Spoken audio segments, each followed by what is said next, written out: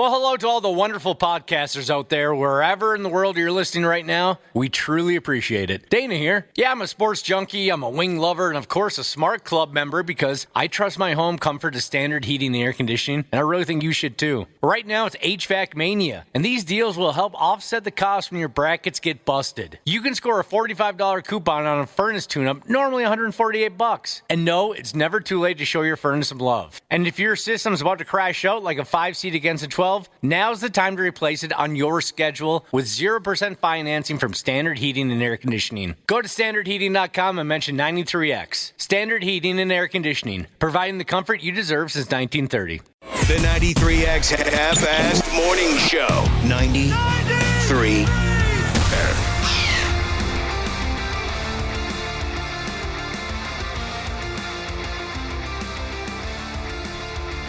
Well, would you looky here?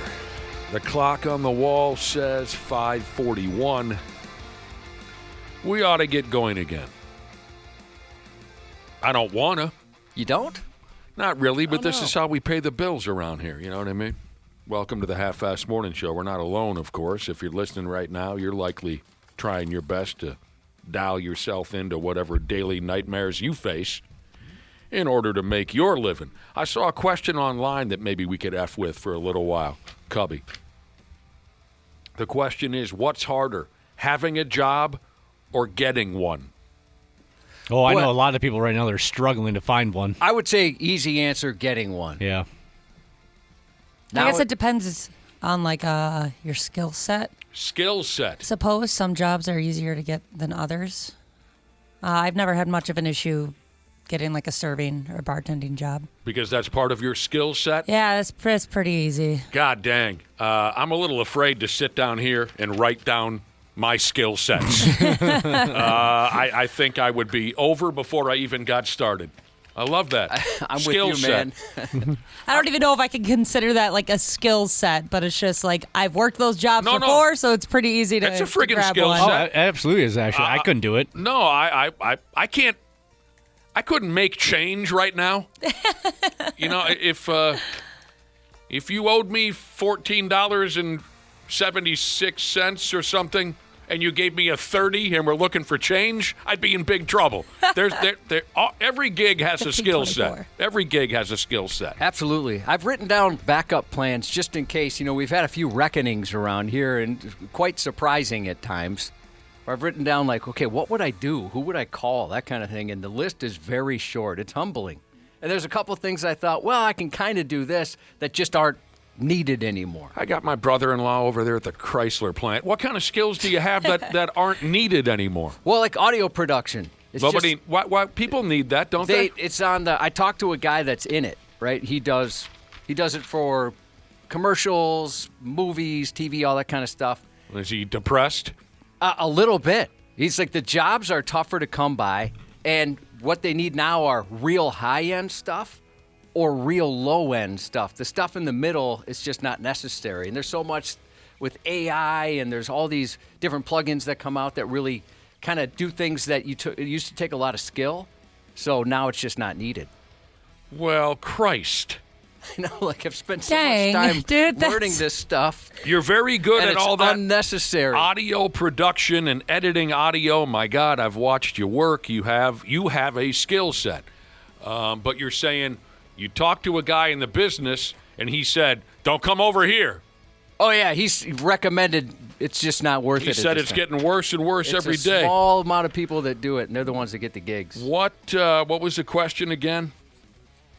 What's harder, having a job or getting one? That's right. What's harder, having a job? I say I'd rather have than not have a job. The advice I always got was, if you want a new gig, wait. Don't quit your current one just because it is difficult to find a new one. As miserable as I might be at my current occupation, I'm not saying I'm miserable. I'm just, this is a hypothetical type of a situation. As miserable as I might be at my current occupation, at least I've got some money coming in. Yep. So I'd rather have a job than try and get one. And I didn't do a hell of a lot of research on this. Again, this is just a question that I read online and thought we could bang it out for a while. It appeared to me that applying for a job these days is a highly complicated situation. It's just annoying. Well, depending on the type of gig you want, I've heard now you have to get by like an AI guard dog, right? Where people aren't really reading resumes. It seems like this is more corporate stuff, but you have to get past that, and sometimes it's knocking out people who might be good candidates for whatever reason. If I had the skill set, talking to skill sets, I love talking skill sets. I'd love to go into the trades. Yeah. If I could do it, I'm so fascinated by that, so impressed by that. And I know people sometimes who do it, they don't understand how impressive it is what they do. But for me, it's mesmerizing having those. I mean, just measuring. That's impressive to me. Remembering it, you're pretty set if you're in the trades. So there's always. I mean, I always hear about how there's plenty of jobs available. I think and you're doing Josh, something. You'd make you do what you feel accomplished. You're physically. You can see your work at the end of the day. That's something that we have never experienced in the radio business. You never see the results at the end of the day. As a matter of fact, it's almost a mystery most days whether anyone in the building cares or not. Josh, you would make an adorable apprentice for a stretch of time. But I hate to tell you this. You want to get in. I think you would look ridiculous in a hard hat. But that's true. Other than that. And I don't have the body shape to hold up a tool belt. It'd be trouble. That'd be trouble for me. You got no hips? None whatsoever. Neither do I. I just go straight down. I'd have to cinch that tool belt. Yep. I'd have to create a hole in the belt because my hips are so narrow. And why are the tools so heavy? I can't have a real hammer in there or anything like that. That's way too heavy. I'm picturing Josh in his basketball shorts with a tool belt around it. Yeah. Do they let you wear basketball shorts? No, they do not. Your body's screwed though. At a certain age, like there's no getting that back. I just even watching guys like set up for a job, carrying building materials and stuff like that. To me, that seems like, well, that's the job for the day. It's just getting set up. That can be such a pain, but it really is impressive to me. As you guys know, my house has been a disaster since we moved in, and I mean, they're like, not to be cheesy, but changed our life, fixed so many things, and I don't think they realize how much that means to people. Imagine how much more money you'd have if you were skilled in those kind of things and you could have done most of it yourself. Allie, or at least with Ashley, like a help of a buddy or whatever. Are you trying to make me throw up? I want to keep. Thoughts. Like, I think about that, like, because my dad has been a carpenter his whole life, and there's so much stuff around my parents' house that he's done himself that would have cost them thousands and thousands of dollars. I want to keep humping away at this this phrase skill set because I like the way it rolls off the tongue, and boy, again, I'm sitting here and I'm anticipating what it would look like if I actually sat down and wrote out what I believe are my set of skills. Maybe I'll try before the show is over. But it reminds me of when my brother, his son, when my nephew was like 12 or 13 years old, I called my brother and I said, hey, look, if your boy would like to make some money this summer, he can mow my yard. I'm tired of mowing the friggin' stupid yard. I hate mow. I said, so pass that on to your boy. If he wants to make some money this summer, he can be my lawnmower. And my brother said, yeah, he doesn't have the skill set for that. What? And I said, wait a minute. What? What do you mean he doesn't have the... Pushing a lawnmower? Even I can do that. Even Ashley can do that. I love mowing the lawn. So... I miss doing it. Oh, I do now that I have a riding lawnmower. At the time, I did not. So I mentioned that in the limited research that I did online last night when I saw this question, what's harder, having a job or getting one? I mentioned that I didn't get too involved in it other than the question itself. It appeared to me, I saw a lot of people talking about what a pain in the ass it is these days just to apply for a job, emails and resumes. And here's Out for a Rip Jesus, who texted. Okay, so he knows a thing or two. He said he was job searching. He went to the Workforce Center. I don't know what that means. And they told him that AI will, in some situations, AI will read your resume, and the more words you have on your resume that don't match the job description, the less likely you are to have your resume even read. Yeah, so I mean that's kind of what I was saying about that is that you can't maybe like a human being would say this person seems like a pretty good fit, right? But AI kicks you out for a dumb reason, something like that. Yeah, that's exactly what you were saying. He mentioned 4 months into the job search, he was really frustrated. He was sending off resumes like a sumbitch, and then he found out later that on his resume, if he used the number 12. Maybe they asked him, how long have you been working in the industry? And he wrote 12 years. AI changed 12 to December. Are you following what happened there? Yeah. AI changed the number 12 to the month December. So maybe in his resume it said, how long you been working there? December. Right? Oh, and then 1 month. and then the employer would go, well, this guy's got a brain injury. What do you mean? How long you been working there? And the answer is December. Very interesting to me. The other problem... It's been so long. It's been so long. Yeah, we're lucky that way. Yeah, we've been very lucky. The other problem I think I'd have is that if somebody said, hey, you know, I don't know if you're qualified for this, I'd be like, cool, yeah, I'm sorry to waste your time. Where some people are just good at trying and trying and trying, eventually they get a job, right? That first initial rejection, I'd totally go with it. Okay, bye. Yeah, thank you so much. My bad. I want to be one of those people that's ballsy enough to just lie themselves into a really good paying job. Like, how do you? I've heard people say that, like when it comes to like office type jobs, just lie. You'll get the job and you'll figure it out when you're there. I'm like, what? I don't have enough faith in myself. I would fold immediately. One of my oldest buddies has lied his way into some great gigs. Now, they didn't last because eventually he was found out. But he lied his way into some pretty interesting gigs. He's always been a con man. Love him to death, but I don't trust him as far as I could throw him. And that's just what he's done with his life. Walked in, got balls of steel, man. Here's Drywall Jesus texting in. She says, I'm a female in the trades. The biggest skill set that men bring to the job is their ability to start drama like a teenage girl. Oh, really? That's funny. The dudes are always starting something over there. You know what I miss about having the guys over at my house a lot is the yelling at each other and busting balls. Yeah. There's one kid, he got a new haircut, and he got so much crap, and they're talking about him I can't say what they were saying. It was very funny. But they're talking about him disappointing his father and stuff like that. I mean, it was an entire day, and they just would not drop it. I absolutely loved it. Yeah, my poor father, because he's gotten a lot of crap about me over the last couple of years because a lot of the trades listen to the show. Oh. And yeah, like, did you hear? Oh, Mike, I heard what your daughter said today. He's like, God darn it. Things just like the leave me alone. bathroom at the state fair and things like that. Yeah, I'm so sorry. So sorry, Dad. How does he take that, by the way? Is he got a decent sense of humor, or is he kind of, did I say humor?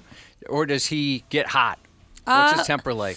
I guess it depends on what kind of mood he's in. I don't see him getting too upset over something like that unless they said something offensive. Then he would definitely get very, very angry. He's came home from job sites before in the middle of the day, and we're like, what happened? And he's like, I got in a screaming match with blah, blah, blah, blah, blah. I can't work with him anymore. I hate him. And then he's working with him a day later. You know. There used to be so many screaming matches around here. It was lawless Why don't you go ahead and start one today, and it'll bring you back to... what's the word I'm looking for? It'll bring you back to the late 90s. Better times. Start up a screaming match in the building. You're right. There hasn't been one for years. I don't have the skill set for that. Oh. I'm not a good yeller. No, you don't have a lot of strength behind you. You know how it is. Like, if I talk too long, my voice goes away. Your voice wears out. A very weak voice. Ashley, that's funny that you bring up your dad getting his balls busted by the boys and gals at the work site because of what you do for a living. How do you think he'd deal with this? Years ago, we had a couple of gals in the building who ended up in their underwears in a magazine. Was it FHM magazine? Yep. Stuff magazine? There was an FHM and a Maxim. We had a couple gals in the building who, I don't remember how we got involved in it. It doesn't matter, but they were featured in a magazine in nothing but their underwears with their big butt cheeks sticking out. It was very sexy stuff. I mean, I still have the edition of the magazine because it was just a really cool thing that these gals from 93X got I'll featured. bring that in tomorrow. And they got their little drawers on. Anyway, so one of the gals' dads worked a warehouse gig. And when this magazine came out, he did brace himself for a lot of the boys in the warehouse to attack him. And they didn't say nothing for a couple of days. And he thought, well, I know that they know about it. Why are they not busting my chops? The third day he comes in, and one entire wall of the warehouse, I don't know how they did this, one entire wall of the warehouse was covered by his daughter's ass from that magazine. I don't know how they blew it out, like a massive tarp. They were able to take a picture from a magazine and turn it into a massive wall tarp. We're talking like 30 feet high and 70 feet. Just his daughter all bent over in her little underwears. And, I mean, he had to drop to a knee. That got him. That got him so good. my dad would kill somebody. Was that were they doing like different jobs at that time? Like each week, I thought there was like a Home Depot version and a bunch of different gigs. They were featuring women. Was that like a Women of Radio thing they did? I don't remember. Yeah, 'cause they did. There was an FHM one and a Maxim one that were shot here. I know the X Girls were a part of it. Yeah, I know I have those somewhere, Ashley. I'll bring those in. Yeah, I want to see. So what's harder, having a job or getting one?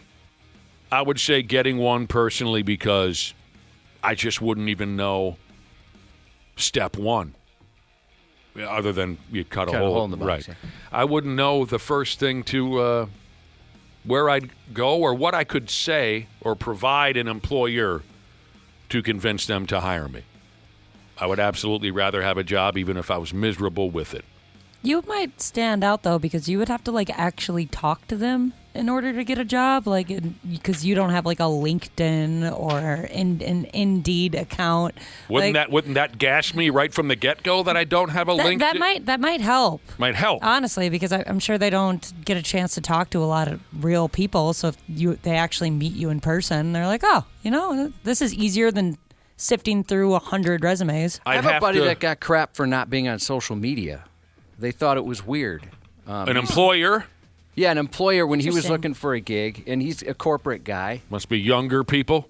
I'm not so sure, I guess. He didn't really say, but he was saying when he went through, a type of place that has their own recruiting department, right? Their own hiring department. Fancy schmancy. And so they reached out to him, and they said, our concern is you don't have no social media presence. And they were wondering why that is. What, are you on the run or something? Wouldn't that be a good thing? To me, then you don't have to worry about them doing something embarrassing online. Like what Ashley was saying about me, I would have to get lucky, Ashley, and find an employer. The boss man would have to be a gruff, old school type of a character who would eventually say, I'm impressed that you don't mess around with social media and you're a face-to-face, tell it like it is. I'd have to convince him of all that, and maybe then I'd get the job. But my lack of technological skills, but that wouldn't help my situation if I was looking for a job. That's for damn sure. But, so your job can be hard every day, day in, day out. Difficult. Sometimes you got more than one. I mean, just add on to that. Dude, there you go. Sometimes you got more than one. Maybe you hate what it is that you're doing for a living, but like I said a few minutes ago, at least you got money coming in. Looking for a job, that will be a desperate feeling. Every day that goes by, I think the anxieties would build. For some people. Well, see, that's the thing. And we've discussed this before. We all know those, oh, God, help us, Josh. We all know those some bitches who ain't got a job and don't even care to try and get a job, and they seem happier than a clam. I do wonder how that works. I don't know. Yeah, I'm curious about, I'm almost impressed, really, somebody who could be in that situation. I would be absolutely on edge constantly. If I didn't have a gig, I'm wondering, we can maybe afford our mortgage 1 month here. Right. I think it's because usually it's because somebody is enabling them to be able to be like that. Like somebody is giving them money to help them out, and they always feel like they have like a backup plan or somebody else to like rescue them when they need it. No, you're right, Josh. I mean, between the four of us, I was the most recently unemployed about 5 years ago before I got hired here. And that 9 months I was unemployed was the worst 9 months of my life. I just couldn't handle it. Not having the purpose, not having something to do each day. Even a steady sumbitch like you, Dana, you couldn't. Well, not to mention, how long did this company drag you on for? I mean, they had you on the hook for a while. You- It just took forever. You first contacted me in July when I got laid off, and I didn't get hired until March. I was going to say, wait, I don't remember you starting in the summer. Wow, dude, that's insane. Yeah. That was silly. That was silly. We told whoever the bosses are around here, we told them, yeah, go ahead and hire this Dana kid. And we had to wait for something to happen and money to come off the books in one way or another. It took forever. Yeah, it was ridiculous. My ex-wife, I remember she made a reference one time. She goes, okay, you're like the unpopular kid that's really hoping to get asked to the dance by the by the prom queen. It's not going to happen. They're leading you on, Dana. You know what's really funny about that, Dana? She never loved is you. That I didn't find out you existed or that we hired somebody new until the day I heard your voice on the radio. But we had it planned for months. Yeah, it was What a the heck, weird you deal. guys? I mean, it was also 2020. I don't know how well you're Oh, versed cell you are in phones don't history. work? Hey, yo, fella Jeebus said, getting a job, doing a job. The hardest thing is keeping my mouth shut in order to keep my job. That's the real struggle. Keeping a job. We didn't include that in the equation. Keeping a job can be tough. Yeah, raised on the poor side of Maple Grove, Jesus has texted in. Here's the way he looks at things. He says there's always a job to be had. He says the world needs ditch diggers too. Well, I've heard people mention this kind of thing before. They think that there's a few people out there who could easily have a job. They just think of it as below them, so they will, kind of wallow in their misery. You know what I'm saying? Oh, yeah. Yeah. I got an uncle like that. You do? He's too good for a lot of things. Right. No matter how desperate he need to be for money. Yep, I have family members like that, too. I don't get it. See, It's that's very, the thing. very aggravating. I don't want a hard labor job. You don't get to choose at this point. I mean, you need a job, right? yeah. So you might have to start at the bottom. I've heard people gripe. Oh, yeah. And say, well, not gripe. I've heard them say, hey, I know this guy and I know that guy. They complain about being out of work, but they turn down quite a few jobs because in their mind, that's not good enough for them. Hell, when I was a young person, and I'm just assuming these are young people looking for jobs, when I was a young person, I would have done any damn thing to get some money in my pocket. There's a buddy of mine. He owns a company, or he's part owner of a company, and he talks about how he's in the trades. They'll have young guys come in and expect an incredible amount of money. Oh, yeah. Expect all this stuff that nobody has ever gotten in his particular trade. And he said it's kind of weird how it's not just like expecting; they feel they're owed it, and they haven't had an experience on just one day yet. And I bet there's other folks in the listening audience who have experienced that as well, or seen people come in that way. I mean, it would definitely suck, I guess, applying for a job and then they offer you money and that money isn't even going to cover your bills. But at least it's something, I guess. Like, at least you can pay maybe half of your bills. Yeah. Oh, yeah. But, yeah, I could understand, like, applying somewhere and they're like, yeah, $26 an hour. Like, that isn't going to do anything for me whatsoever. You could put a shovel in my hand, tell me to scoop something up, I'll do it. If I needed a job bad enough, the boss could just say, see that turd over there? Yeah? Pick it up. I mean, there's I'd be happy with that as long as I was doing something and had some money coming in. That's a job, too. You Yeah. Turd burglar. can make anything good. If you're going to do something, do it right, I've always heard. Put in the effort. Oh, man. Yeah, people are saying, finding a job, this is Clown Jesus. It's easy if you ain't picky. Right. Absolutely. And on the subject of, convincing a boss to hire you, on the topic of being honest or not on your resume in order to get that job. We mentioned, Ashley mentioned people who will lie their way to wonderful jobs. A few people texted in and said, hey, you got to fake it till you make it. Yep. Yeah. And it's all about who you know. Well, of course, that's Very going to help Mm-hmm. as well. But I would lean towards honesty if I had to fill out a resume and try to land a job or two. But, I mean, maybe if I was desperate enough, maybe I'd tell a couple of lies in there. It would end up, for me, I could see it end up backfiring terribly, but maybe I would fall into line with that fake it till you make it attitude. If the times were hard enough. I'm worried I'd start begging too soon. How long in an interview before you start begging and groveling and Yeah, and then when do the tears start? Yeah. There's a proper time for that. I don't know if I am built to go through a job interview anymore. I know I'm not. I That's, get so that's why I'm considering lying. I get so stressed. Oh, God. Don't ask me questions. I don't want to be asked questions. Our last reckoning around here, I made a resume, and I'm like, how do you even make a resume? And boy, this is really a boring resume. There's nothing going on here. I keep mine up to date. Oh, do you? You Yeah. never know. Yeah, mine is very up to date. Speaking of resumes, when the last time I was unemployed, and like we were talking about 5 years ago, I started a website just to write and create some stuff just to make myself feel like I was doing something. And I made like a joke resume. And on it were things like, high scores on Donkey Kong, drinking accomplishments in college, like just to be funny. And I also made a real one. So I had the real one, the fake one, and I was applying for a job, and I actually uploaded the fake resume, the joke one with, like I said, beer pong stats on it. And I go, I don't think I'm going to hear from them. Well, I might call some you people back. might That like sounds it. fun. Yeah, Yeah. they might appreciate it. Someone texted in and said, if you want a job, get yourself a CDL, commercial driver's license. That's one thing I put on my list of backup jobs if we can here.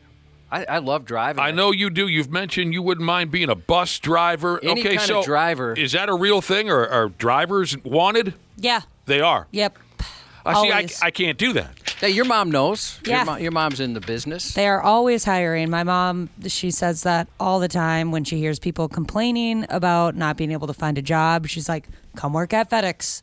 She's like, we are always hiring, whether it's people out in the warehouse or drivers. Like, this is Good the to place know. to go. That's good to know, although I couldn't do it. Well, I could drive a van or a cab. I could do a van. I'd be it's about nervous. as big as I get. Yeah. I'd be nervous to pull a trailer though. Something Yes. like that. Oh, yeah.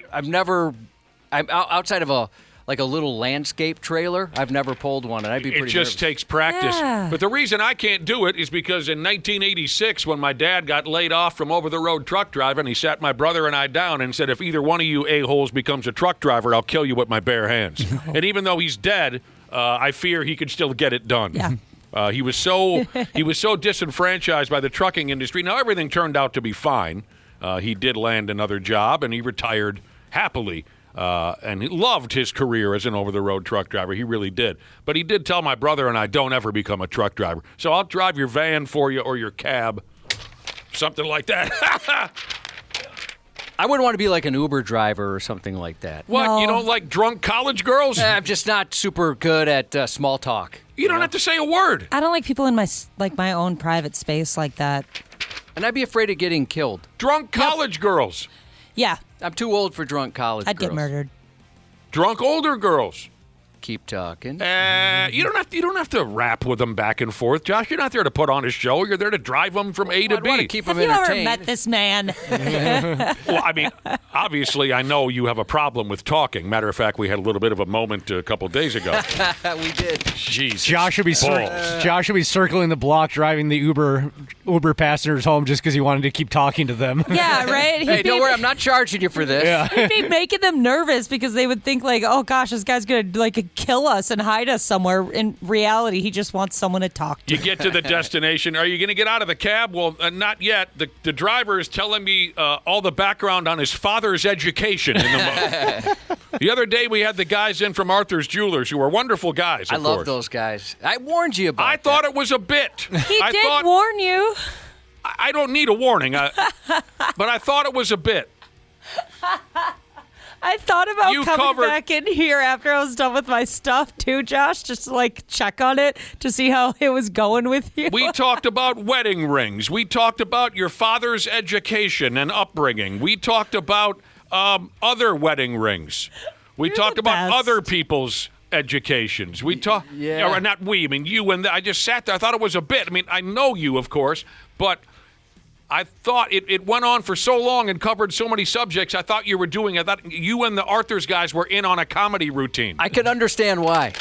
I do have a weird issue with that where it just things bounce from topic to topic to topic, which probably comes across kind of insane. It does come off. It comes Yeah. off very insane. Oh, I've definitely noticed. touch. Ah, Oh, you've noticed too, Ashley? But I like that about you. I know. I don't know what it is. I don't know how to stop it. I think maybe I get nervous with silence or something or uncomfortable. So I'm like, Oh, well, yeah. on this. But, I warned you because I genuinely love those guys. And they could sponsor the show or not sponsor the show. It doesn't matter. They're such good people, and it's fun to see them. being a spectator for when you have a problem stopping. Being a spectator, it's just one word that then bounces you to the next subject. What did you just say? Something about nervous? What Yeah. did you just say? You said something about I'm nervous. I With can't remember. uncomfortable silence? You said something, and then you'd hear nervous. Speaking of nervous, when I was in 7th grade, I was trying out for the kickball team, and then you go on the, and then during the kickball conversation, someone will say something about, or you say we wore red jerseys. Speaking of red, I was bleeding the other day, and so that's how it works for you. It just Yep. there's one word, and then it translates over to a. That's 100% true. And then sometimes I'll think, well, how did we get here and how do I circle back to that? So does it make it better that I'm aware that there's a problem? And sometimes, like on the way home or whatever, I'll think, I probably came across like an insane person. It makes it better that you're aware, but it's almost more frightening that you're aware and you can't do anything about it. We got to take a break. You're a terrific crowd. What is it today? Tuesday? And back to our original subject. Is it worse or better to have a job or not have a job? Whatever situation you're in, working a gig every day or looking for one, keep her going. You'll find what you like. You'll be happy. Trust us. We'll take a break, come back with the stupid news here in a couple of minutes. Half-assed morning show. 93X. Well, hello to all the wonderful podcasters out there, wherever in the world you're listening right now. We truly appreciate it. Dana here. Yeah, I'm a sports junkie, I'm a wing lover, and of course a Smart Club member because I trust my home comfort to Standard Heating and Air Conditioning, and I really think you should too. Right now it's HVAC Mania, and these deals will help offset the cost when your brackets get busted. You can score a $45 coupon on a furnace tune-up, normally $148. And no, it's never too late to show your furnace some love. And if your system's about to crash out like a 5-seat against a 12, now's the time to replace it on your schedule with 0% financing from Standard Heating and Air Conditioning. Go to standardheating.com and mention 93X. Standard Heating and Air Conditioning, providing the comfort you deserve since 1930. Years of hard work, and now you've got pain in your back, your shoulders, your knees, maybe your joints. You need help. Randy Shaver here with the answer. Dave Bialke. He's got over 30 years experience in getting workers' compensation benefits for people just like you. Don't suffer. Call Bialke Law today. 763-571-2410 or go to bialkelaw.com. That's BIALKE law.com. And it spells relief for you. Every day, excessive delays and denials from big insurers keep patients from accessing the care they need. And when care is urgent, these delays can be disastrous. These practices cost billions in wasteful spending, driving up costs for American families. But while big insurers put up barriers, America's hospitals and health systems are in your corner, navigating endless reviews and appeals to get you the care you need when you need it most. It's time to curb these harmful practices and put the focus back on patients. Brought to you by the Coalition to Strengthen America's Healthcare. Stupid news on the Half-assed morning show.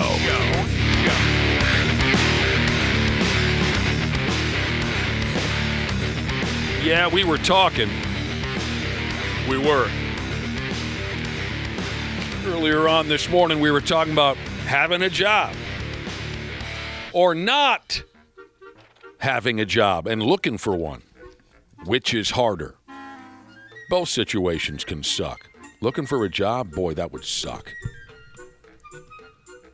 But sometimes the job that you have blows. Can't stand going in there. Hate everybody. Got a lot of texts on the subject. Boy, this is not good news for folks who are currently looking for a job. Big gut tow truck Jesus. He had a corporate job. He quit the sumbitch. On impulse, he says. At the end of September, he put out over 80 resumes. Only got 3 interviews. None of them landed. Jeez. Took him 4 months to get a job. I'm sorry, man. Yeah, that That sucks. sucks. You know, you do kind of hear stories like that. That'd be rough. Like I said, I think I'd be too quick to accept the rejection. There's evidence that not having a job and looking for one sucks. Here's evidence to where it can suck pretty hard also to have a job. Subaru Parts Jesus texted in. He said, I'm looking for the biggest bridge embankment I can find while driving into work right now. Oh, come on, man. But I just don't We have need the you. balls to do it, he says. Don't do it, bruh. Yeah. You're the only guy I trust with those Subaru parts.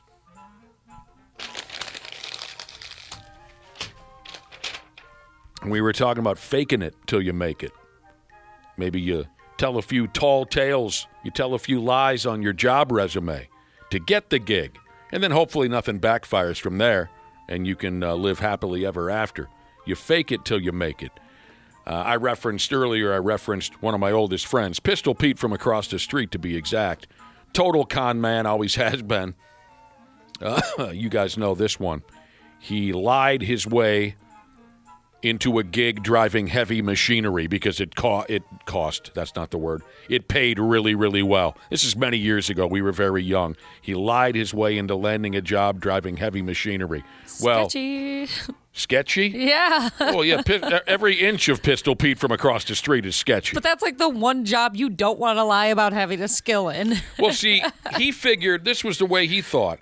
The pay was so good, even as a beginner at starter level, the pay was so good, he figured they're not going to ask him to get behind the wheel of one of those big old stinking machines he'll probably just be in the ditch, right? Shoveling dirt for a stretch of time. He'll collect that sweet paycheck. He'll get out of there before they actually ask him to drive, so he won't have to prove it. Well, that backfired on him. Sure, he was a ditch digger there with the crew for a couple of months, but then something happened. One guy was sick and didn't show up to work, so they said, okay, Pistol Pete, here's your shot. You got the skill set, right? You landed this job. Get behind the wheel of that sumbitch and take it over here and dump that load of something into the ditch and then go over there. Well, he's thinking, well, I suppose I can figure it out on the fly. And he got behind the wheel. And he turned the damn vehicle over and cost the company about $500,000. And they fired him for that. Oh my God. Oh, they didn't give him a second chance? The same thing happened to a former coworker of ours. Do you remember this, Nick? He said he was qualified to drive a certain type of vehicle. And I don't want to give too much away or embarrass the guy. He was not. He lied and said he had experience, and he rolled the vehicle. Somebody sent in a picture of, it's like, hey, did you hear what your former coworker did? That was pretty bad. And said, he ended up getting canned from that job because it was the same thing. He completely lied about any experience he had, and it didn't work out for him. Subaru Parts Jesus, if you're still listening, Angry Bus Driver Jesus said don't do it. He needs a new engine cover for a 2016 Outback 3.6R. You're the only guy we trust with those Subaru parts. And finally, on the topic of trying to land a job or your current job totally blows, I saw a funny meme on the subject. I don't know why. Ashley and Josh can probably see this from where they're sitting. Kermit the Frog is sitting at a desk, and he has his hands folded in front of him, Josh. It's very cute. As if he's in the middle of a job interview. And the interviewer says, so tell me about yourself. And Kermit says, well, I'd rather not since I need this job. That's pretty good. Kermit the Frog, I haven't seen him in years. Been a while for me, too. He hasn't aged a bit. He looks good. I remember sitting in the movie theater watching him ride that bicycle while singing Rainbow Connection back in 1979 or 80 or whatever it was. Blew my mind watching Kermit the Frog pedal a bicycle. It blew my friggin' mind. He's got long legs. He does. I've always wanted to be pursued by a woman like Kermit was with Miss Piggy. Ooh-wee. He had no interest in her. No, Isn't I that don't blame him either. What? You don't blame him? I I don't like Miss Piggy at all. I find her very annoying. She's a bit of a snob. Yeah. A little Sure. bit. But the sexual vibe coming off Yeah. of her was thick, baby. I agree with you, Josh. Every man's dream is to have a woman who wants him as bad as Miss Piggy wanted Kermit down. I mean, she wanted to pin him down. He missed an opportunity. I mean, Well, sure, but Miss Piggy, she's not a traditional beauty Right. like you might expect, but there was something about her, probably that passion. But didn't they end up doing it in one of the movies? Oh, I didn't see any of the movies. I think in one of the movies. Like the recent one? Oh, no. Back in the 80s. I thought they knocked that out in the 80s. Well, they needed to. She finally pinned him. Yeah, they needed to get that over with. All right, we should all feel good for this guy right here. He's from over there in Poland. After 9 years. Ashley, where were you 9 years ago? 9 years. How old am I? You were in high school. I just graduated high school. For Pete's sake. Seems like a long time ago, doesn't it? It feels like a lifetime ago. This guy, again, he's in Poland. 9 years went by. And 139 tries. And the sumbitch finally passed the written driver's test in his neighborhood. That is one of the easiest tests I've ever taken in my life. You've never taken one in Poland. I've heard I it's, guess maybe Poland's different. I've heard it's much more difficult in today's day and age. I remember it being difficult, yeah, just because it almost seemed like they were trying to trick you on a lot of the questions. I'm with Ashley. I thought it was easy. Yeah, that was, and also it might have helped that was like one of the only things I ever really tried to study for. I really dialed in because I was like, I want to be able to drive. Yeah, I've heard it's a lot different now. But back in my day, I didn't think it was too tough at all. But we did study quite a bit in driver's ed. I'd love to take an updated version of it, see how I do. I think we did a couple of years ago on the air, and we all shared our scores. I think my microphone just broke. Let me try it. Thank you for your patience. I wouldn't have a clue what the hell makes up today's written driver's test. 139 attempts, 9 stinking years. This guy finally passed the written test. You got to pass the written test before they'll let you try the driver's test. That's at least how they do it in Poland. But our guy got it done. At what point is how can you not remember the questions? It should you think by try number 5 you just know the quiz. It is a bit concerning. Yeah, I don't think he should get a license. This guy might be a nervous person. Can you imagine on the road? He's like, what the hell did that red light mean? I'm going for it. That's exactly what I'm picturing, John. Maybe he ain't all there. I don't know his situation. They call it here the theoretical driving exam. If you can't get a good score on that gimmick, you can't get a sniff at the actual behind-the-wheel driving test. Most people over there in Poland need summers between 1 and 3 attempts to pass that pig. But not our guy. He struggled like a bastard. His 139th crack at it was the charm. 9 years, they say he spent somewheres around $2,100 in exam fees because he kept failing over and over again. But the prick wouldn't give in, and I'm proud of him. But here's the real kick in the bag. These are the rules in Poland. They say if Dinkus now goes on to fail the behind-the-wheel test, he's got to go back and take the written test all over again.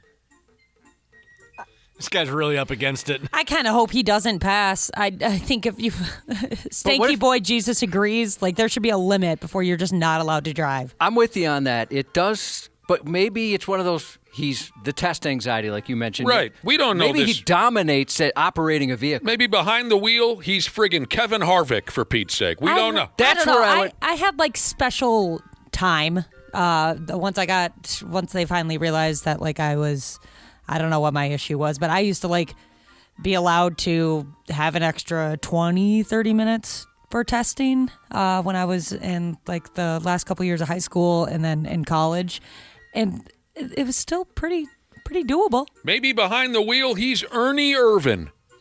If he's really good behind the wheel, I'd be a lot less concerned. Yeah. But there probably should be a limit, like maybe just driving's not for you, pal. Maybe behind the wheel, he's Ricky Craven. So they give you a special time for that? Yeah, and then I stopped taking it because I felt weird. I felt like people were looking at me like I was a weirdo. Dana has special time every time Anna Kendrick's on television or in a movie. This is very true. He's got a weird obsession with her. I can't see those movies in the theater anymore. I have to wait till they're on home video. Porno Jesus said he heard they really put you through it. Some rigorous tests in Europe. The tests are very difficult over there. Difficult stuff, they say. Now, the last note on this story goes like this. Our buddy, 139, the 139 tries guy at the driver's license written test, that's not the all-time Polish record. Some other effing character, it took him 17 years. Oh, man. And 163 tries before they could pass that bitch. This person said, when I passed my driver's test at age 25, the instructor looked at me and said, all those years of illegal driving really paid off. I hope I'm saying this right. Chillustrator Jesus said he lived in Germany for a while and he took the written test for driving there, and he said that he passed on the third try. He said it was really, really hard, and that compared to Minnesota, like Minnesota's easy peasy. Really? That's interesting. I wonder what makes it more difficult. Well, they drive on the wrong side of the road. Yeah, that's got to be confusing. And the wrong side of the car. Well, I guess not if you're used to it. I'm teasing. Right?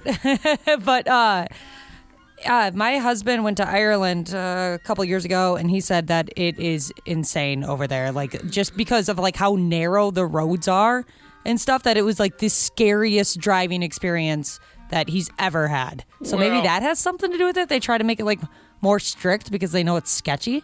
I went driving through Ireland too many years ago in the middle of nowheres. Maybe your husband was in the city. But in the middle of nowheres, yeah, those are some narrow roads. Everyone's vehicle looks seconds away from complete disrepair. I don't know. But we were in the boonies. This person says, I went to high school with a girl who failed the written test so many times they ended up reading it to her because they thought maybe she had been misunderstanding the questions. Yeah. And she still failed. Oh, no. Oh, that... The most fun I ever had at the driver's license station, whatever they call that joint. And I'll say it again. I know that every stand-up comic in the world has a series of jokes about how miserable the DMV is. I've always had a good time there. I don't understand the jokes. Me too. I've always gotten in and out. You take your picture, you fill out I don't get it. But so I was in line to do something, and standing next to me was a couple from a faraway land. I have no idea where. The woman is taking some sort of test where the DMV employee is showing her pictures of road signs, and she has to identify verbally what they are. She's standing right up against a counter. Her husband is behind her.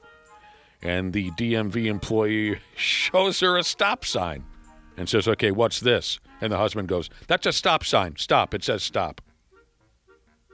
And the DMV employee says, sir, you're not the one taking the test. Your wife is taking the test, so I'm going to need you to not help her at all.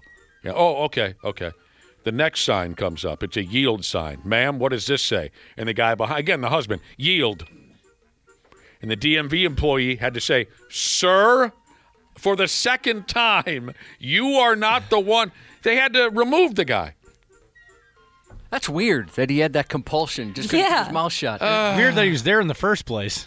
Do you mind if we share an update? Angry bus driver Jesus didn't want Subaru Parts Jesus to drive off the road because you might remember he needed a new engine cover for his 2016 Outback 3.6R. I think I do recall that.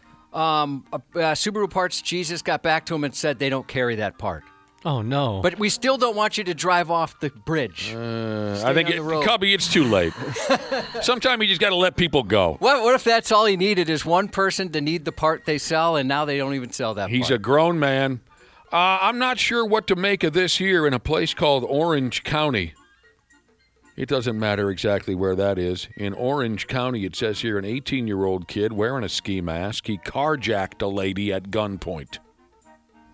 The lady was just a-setting in her car in a parking lot or something, and next thing you know, there's a gun pointed at her mush. And the peckerhead holding the pistol, Kenny, his name is Kenny, he says to the lady, he says, "I'm sorry to be doing this, but I need to see my grandma." Now, the lady behind the wheel thought it was a joke, but the kid was apparently super serial. He wanted her car. He needed to get on the road to Grandma House. The lady said she pleaded with the kid for, as they put it here, Josh, several minutes. She pleaded with the kid, even offered to give him a ride to see his Jurassic old grandma. But the kid refused. Get the F out. Gun to her head. He promised, though, he would return her car as soon as he could. The lady said he looked like something was wrong. He could have taken all my jewelry. He could have taken my money. He didn't take anything. So she finally gave up her vehicle and then quickly called the police. Kenny didn't get far. The cops chased him for a short while, and then Kenny banged into a parked vehicle, and it was all over. That's too bad he didn't just accept the ride. What a nice lady, by the way. Yeah, so who knows what Kenny was up to for real? Did Kenny grandma need help? Had she slipped in the tub and Kenny thought this was the best way to give her the help that she needed? I'll tell you this. Looking at his mugshot, Kenny does not look like the brightest kid in the world. No, I got to see this. That's got to be a big part of it, right? Oh, Well, I could take a bus or I could commit a felony. What should I do? Yeah, or just ask for a ride. I mean, 9 times out of 10, you're going to get turned down, but she seemed like a very nice person. She handled that well. she did. Listen, Hot Cocoa Sheeses asks a question via the text machine. Was it a gang initiation? I don't think so.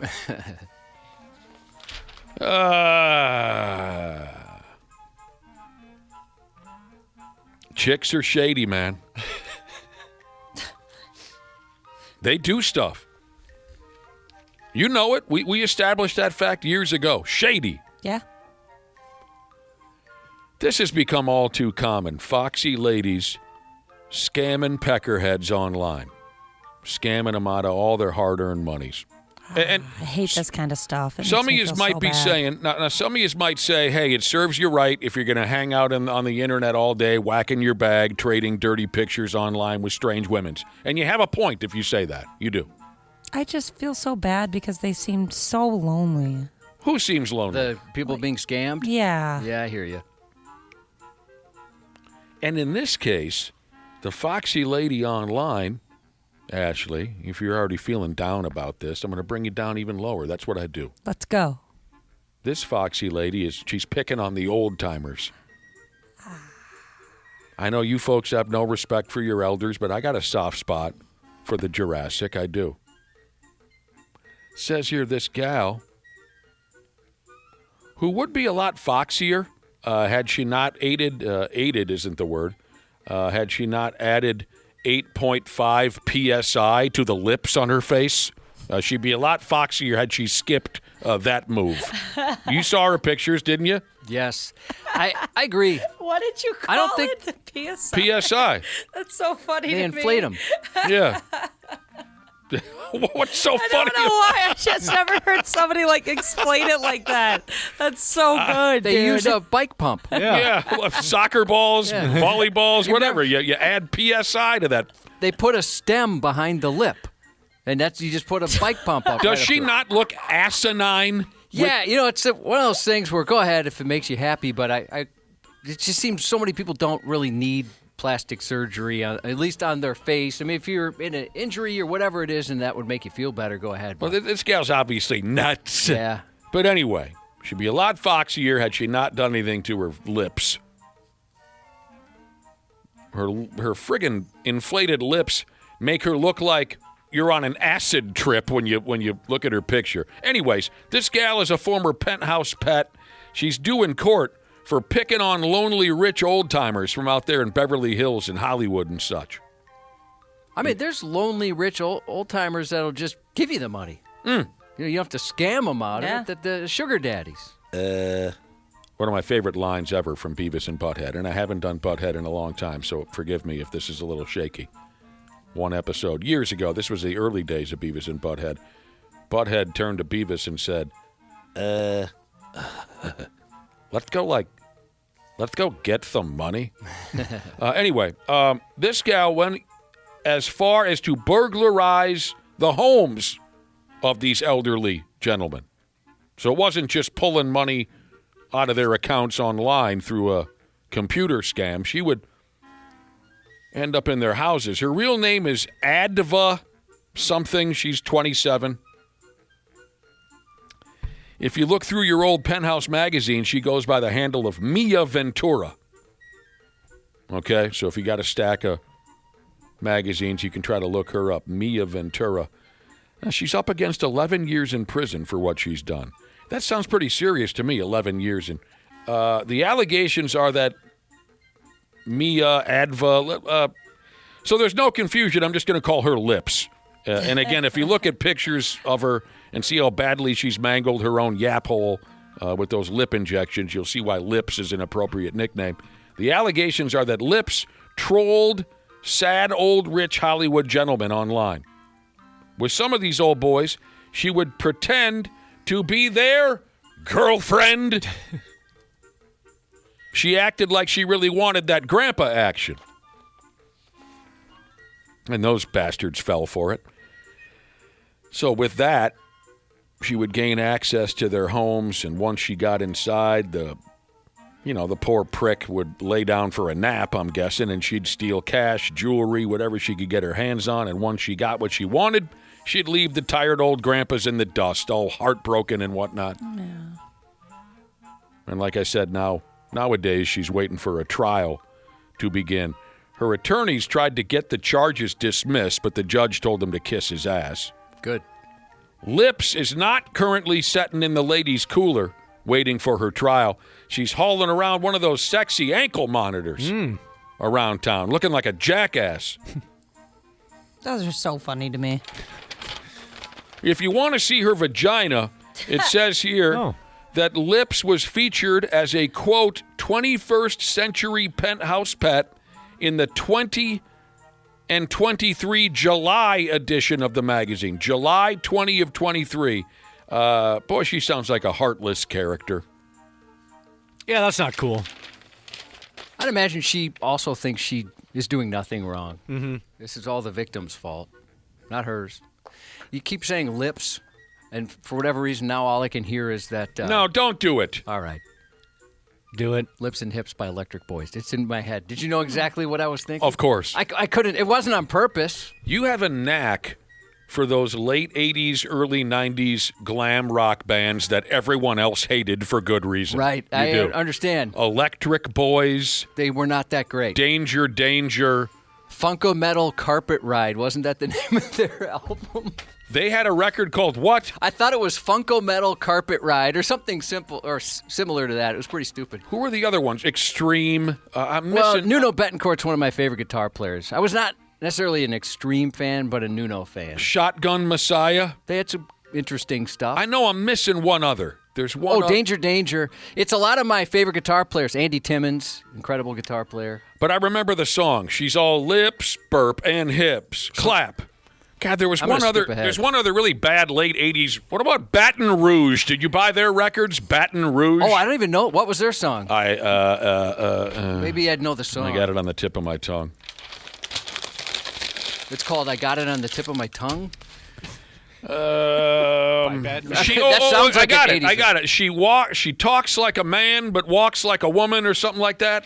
Walks like a woman. Walks like a woman, yeah. Baton Rouge. They were from Illinois. I'm kidding, of course. My wife hates whores too, Jesus said. Tora Tora walking shoes. Oh, Tora, They sure. were kind of catchy. I didn't mind Tora Tora. Ooh, every mother's nightmare. We could do this all day long. But I ain't mad at you because there's one late 80s hard rock band that I thought was just terrific and nobody gave a friggin' half of a pump. Do you know who they are already? No. Lillian Axe. Oh, yeah, I never got really into them. Their for no first reason. record is absolutely terrific, and nobody, and I mean nobody, cared about Lillian Axe. Matter of fact, after they released their first record, they were in Hit Parader magazine or something. There was an article about Lillian Axe, and there was a direct quote from the band. And the direct quote was, "Does anybody know who we are?" What about Hardline? Did you like Hardline? Yeah, I thought yeah, they were pretty they good. had a cool sound. They had a cool sound. What about Love Hate? Oh, Love Hate was Blackout in the Red terrific. Room? Oh, I mean, we've covered this up and Incredible. down. Absolutely. There are exceptions. There are a couple of exceptions. Love Hate was friggin' terrific. I remember now. I remember the other garbage late 80s glam rock band that you liked, Bang Tango. I didn't really like them, but let's see. I remember there was one song that was pretty decent. Listeners are texting in saying nothing was worse than South Gang. I remember South Oh, yeah. Gang. Oh, Nothing was wasn't- worse than Britney Fox. Britney Fox was pretty bad. Another listener texted in and said, when are Josh and Nick going to go ahead with Shreddicated Part 2? South Gang was Butch Walker in South Gang. He's a talented guy. They had a song. They had like a dance. What the hell was the song? South Gang. We got to get going. Sports is coming up next. Butch Walker. Sports on the 93X Half-Assed Morning Show. I think we got a challenge coming here, too. I think the challenge in this Catcher is challenging the ball call. I didn't hear the call. Damn crowd's too damn loud.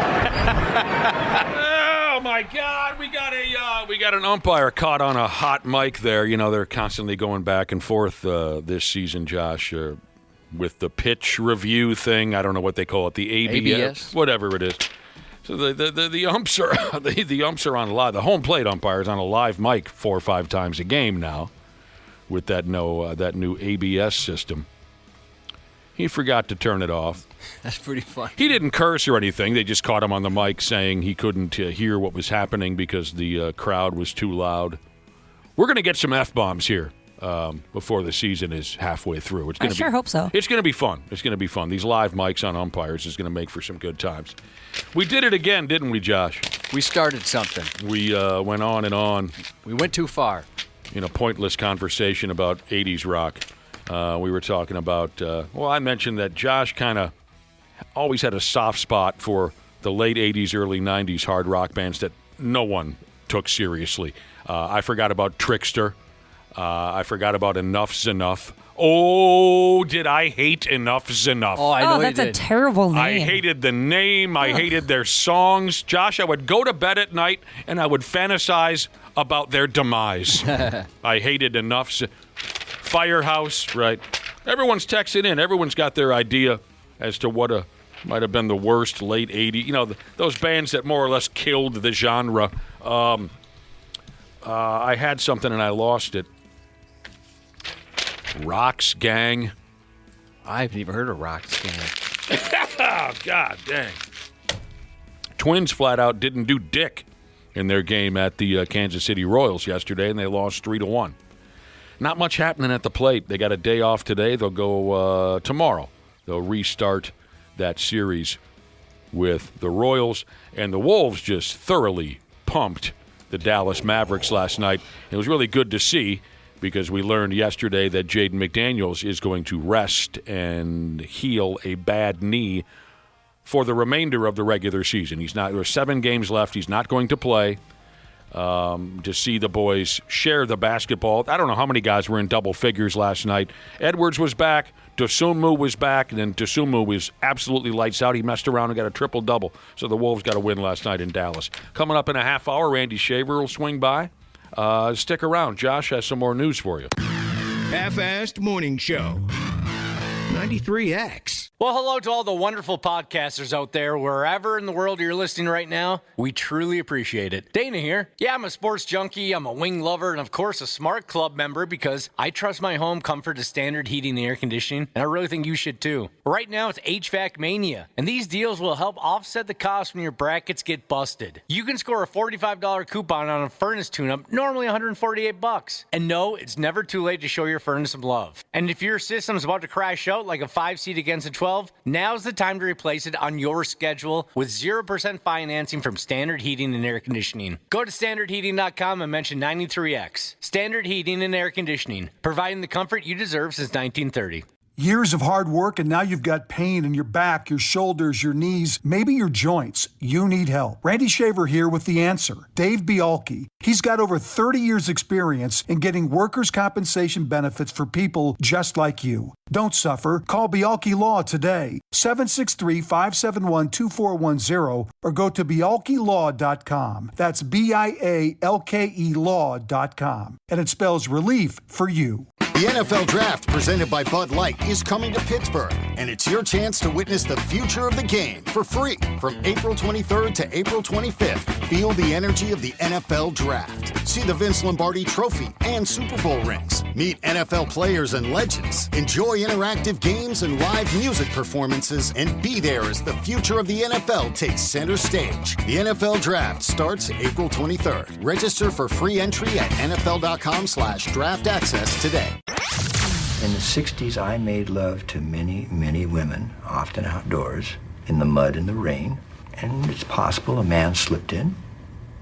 Would be no way of knowing. The 93X Half-Assed Morning Show. 93X. As scary as they look, they really aren't anything to be afraid of. And you might see a lot of them in the future, but, they're really not going to be anything more than a nuisance. So I do my best to stay positive. Spiders the size of a human hand are spreading throughout the U.S. So today's my last day. Well, if they're the size of your hand, dude, I ain't too worried about it. I do have small hands. Bogus. So today's my last day at 93X, as I'm about to. Don't even say that out loud. No, I'm sorry. Are you going to go into hiding? I'm about 3 hours away from boarding a plane to Antarctica. Assuming it's not called Antarctica due to an abundance of ants. If that's the case, I'll find another destination. You want nothing to do with all that Peter Parker. No, thank you. This 8-legged creepy hell bug known as the Joro spider has been spotted in at least 8 states since 2021, including Georgia, Tennessee, North Carolina, South Carolina, California, Virginia, Maryland, and Pennsylvania. It's a palm-sized venomous nightmare capable of flying. Well, I'm out. Like I said, it's flying, it's venomous. It can fly? No, dude. No. The species is believed to have infiltrated the southeastern United States from Japan and is moving quickly up the East Coast. That's how it works. Researchers say the spider's spreading through a process called ballooning, in which young Joro spiders release a thread of silk captured by the wind, allowing them to be lifted to new locations. They can travel wherever they want to go. Yep, they can go. The process allows them to travel relatively long distances I personally plan to exceed. In one study by the University of Georgia, researchers found Joro spiders are well equipped to spread due to their high metabolism and heart rate. This allows them to tolerate colder temperatures in the north. In fact, over time, they may reach as north as Canada. Well, but in the wintertime, they're dead, right? They can handle the cold weather. They can't handle Minnesota, Canada cold weather. Although the species may appear terrifying, lying experts stress they don't pose a threat to humans. But they will bite you on the ass. They don't say anything about that. Well, I thought you said they were venomous. Well, they're venomous, but that doesn't necessarily mean they're going to bite you. Oh, is that a factor? Is what a factor? They're going to be. Mm-hmm. They can be venomous without biting you. You know what I'm saying? I got to look this up. Right. They're very off-putting to look at. Yeah, they might. I bet. Yeah. They might bite other creatures. But they don't say they're attacking humans. Are they some ugly bastards? Yeah, they are. They're just large and terrifying. Well, Cubby, don't worry. I found a spider in my basement yesterday, Josh. I almost texted you to see if your wife, she kills all the bugs for you, if she, outserves that job as well, if she'd come to my house and get rid of it, because I was kind of terrified. She probably would. Yeah. Yeah, she's that kind of a person. It'll be all right, Cubby. Small black flies with a wicked bite are swarming parts of California's San Gabriel Valley, and they have a hunger for eyes. It's always the eyes. Well, I'm out. Experts say the insects are smaller than mosquitoes, but they're bigger dicks because they go straight for your eyes. Juicy, kind of a warm spot for them to, yeah. They like a couple things about them. They probably go for the beehole, too, once they're aware of that. Yeah, if you're not wearing any underpants. Unlike common house flies, black flies are drawn to human breath and salty moisture around the eyes. Do they know about the beehole? So they don't mention anything about the beehole, but I could actually picture just a swarm of flies around someone's beehole, just chasing them around town. God. So essentially, they make your face a buffet. I don't want anything to bite my eyes, even if they don't transfer anything, that sounds pretty bad. I agree. I'm pretty sure nobody wants something to be biting their eye. Oh, yeah, she's not, that's not a hot take, right? No. It's like a doll's eyes. They've got lifeless eyes. Oh, that's disgusting, said North Hollywood resident Tamara Atkins. And she's right. Officials say while black flies can transmit river blindness, as they call it, that risk doesn't apply to the ones here in the States. They are a vector for river blindness, which is a disease that you can transmit, but that's not something that we see here. It's mostly known in other parts of the world. What's unusual, they say, is the timing. Black flies typically show up in May with another wave in August, so seeing them swarm in late March, that's raising eyebrows and possibly irritating a few of them too. Crews are now going after the source, treating larvae in local riverbeds where these flies live in fast-moving water. If you're trying to avoid becoming their next target, experts recommend DEET-based insect repellent, prayer, and maybe a hat with a face net. Oh, no. That would look attractive. I think I'd rather just have my eyes bit than look like a dork. Like running around out there. Man, I'll tell you what. So they mentioned there's a crew out in the field working on killing these bastards. They didn't say anything about a crew out in the field working on killing those spiders that you let off with. No, they didn't say anything about trying to get rid of them. They're just saying, hey, just so you know, if you see like a bunch of ballooning spiders, we're aware of it. Hey, dude, you own a flamethrower. You can, giant. Okay, that seems like something out of a video game, doesn't it? Using a flamethrower on spiders? Yeah, it's some Grand Theft Auto stuff. That sounds like so much fun. But if we're talking about, you said the spiders were the size of a human hand. Yes. I don't think it's ridiculous to attack them with a flamethrower that you have yet to light.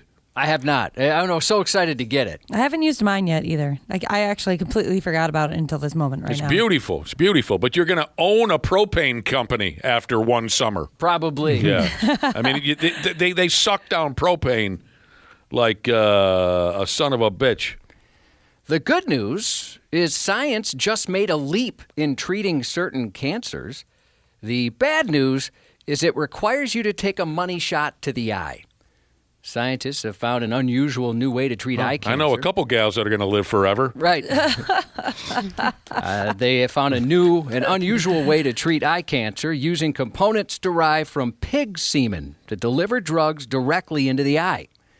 In a study published in Science Advances, researchers took a page from Pornea to treat the cornea by creating experimental eye drops using exosomes taken from pig sperm. In the reproductive system, they help spunk penetrate biological barriers. The scientists repurposed that same ability to solve a major problem in eye medicine, getting drugs past the retina's protective barrier without damaging the healthy tissue, making it hard to see, man. Who's got to jag off a pig for this? Yeah, I'm not going to volunteer. Yeah. There's probably people out there. Standard options like injections, chemotherapy, or laser therapy can harm healthy parts of the eye and affect vision. The goal of the new approach is to deliver treatment non-invasively to using pork slop. In mice with retinal tumors, the results were impressive. Tumors stopped growing and the animals retained normal vision. By contrast, when the same drug components were delivered without the sperm-derived exosomes, they couldn't cross into the retina effectively and the tumors continued to grow and spread. It's a big win for medical research, slightly weirder win for pig semen, but the implications go beyond eye cancer. Researchers believe similar techniques could be used one day to help deliver drugs to hard-to-reach areas like the brain, potentially aiding treatment for diseases such as Alzheimer's. Well, F me running sideways. Isn't that fascinating? That's one of those things where I just don't want to know what's in the recipe, I guess. Yeah. Don't tell me the details. What began as a routine grocery trip for a California woman ended with an ear dicking. I guess you're not used to it out here in Santa Clarita, especially Whole Foods. But you know, at the same time, it doesn't shock me either, because you see this stuff happening all the time. While shopping at a Whole Foods in Los Angeles County last week, the woman encountered a man who exposed himself. According to police, the suspect then rubbed his genitals against the woman's ear. I'm not sure exactly what happened, but from what I see, that is insane. Pretty inappropriate. Tell me about the body positioning of the two main characters. Yeah. She appeared to be reaching down to grab something off a bottom shelf. Oh. And he took advantage of that. Duh, yeah, that didn't even cross my mind. He put his naked rod in her ear? Yep, rubbed up against it. After getting a good listening of his penis, she notified police. Authorities are now asking for the public's help identifying the gear-to-ear perv captured in security footage. Wow. The way I would have grabbed that thing and pulled immediately. Ripped it right off? Yeah, it's just been a reflex. Right out the moorings. An undercover San Francisco cop is at risk of losing his day job for accepting a hand job. He's been accused of paying for an X-rated act at a city's massage parlor, but claimed the visit was just part of a police sting. An undercover operation at a rub-and-tug spot called the Richmond Serenity Spa found illegal prostitution taking place. San Francisco Police Sergeant Robert Glenn said he entered the spa, asked for a massage, was told it would be $50. He said he asked the masseuse if he was supposed to get naked, and she informed him to go for it. At one point, he says he flipped over, at which time the masseuse allegedly made it clear she was offering more than just muscle relief. Mm-hmm. He asked the price, agreed to an extra $60 for an old-fashioned, and she said yes. She briefly stepped out, returned with oil, and according to Glenn, followed through on the offer, after which he paid the additional money for the Lake Street handshake and left. All he maintains strictly for investigative purposes. He was very thorough. Adding to the skepticism of his claims, the spa's owner said Glenn made no arrests. Oh, that's weird. He didn't identify the employee involved. Strange. And he failed to notify anyone on site and left them completely in the dark, only for the owners to learn about the incident a month later, which is also kind of hard to believe. Yeah. Oh, we had no idea. The board reviewing the case seemed to agree something didn't quite add up, voting to continue that hearing in May. Cop got a hand job? Yeah, I guess so. Fair enough. And never said anything to anybody about it. But once busted, then he decided to say, oh, yeah. I was just, research and whatnot. I was working. Yeah, here's all my research that I don't have. My research is all over the place. Yeah. I got it everywhere. Get the black light, you'll see the evidence. Premiering today on Netflix, the latest chapter of their documentary series, Untold. The new episode, called Untold, The Life and Death of Lamar Odom, follows the NBA champion's rise to fame and immediate plummet into addiction, culminating in his 2015 near-fatal overdose at a Nevada brothel. Lamar Odom? Yep, Lamar Odom. Unbelievable. He's the subject Wasn't that today. the dude that dated one of the Kardashians? Yes. Yep. Right? Was he not married to Kim Kardashian or one of? I think it was Khloe. Was it Khloe? Oh, yeah, that's the only time I ever knew anything about the dude, and I didn't know that he had all that going on. Wow. He made his way through the whole Kardashian household, I think, by the time he was done. Also on Netflix today, the streaming premiere of 28 Years Later, The Bone Temple. What? Yep, that's right. You can watch it today on Netflix. The Bone Temple? The Bone Temple. How many visits have you paid? How many trips have you taken to the Bone Temple, son? Over the years? Yeah. 2. One not by a lot. accident. One by accident. The second one I couldn't wait to get back. Ewan McGregor, 55 today. AC/DC's Angus Young, 71. Christopher Walken, 83, believe it or not. Wow. Oof. Best of luck to former radio guy Jesus having his gallbladder removed today by a chupacabra, strangely enough. And today is National Clams on the Half Shell Day, International Taco Day, and Eiffel Tower Day. So say hi to your mom. And that's 93X News. Randy Shaver. On the Half-Assed Morning Show.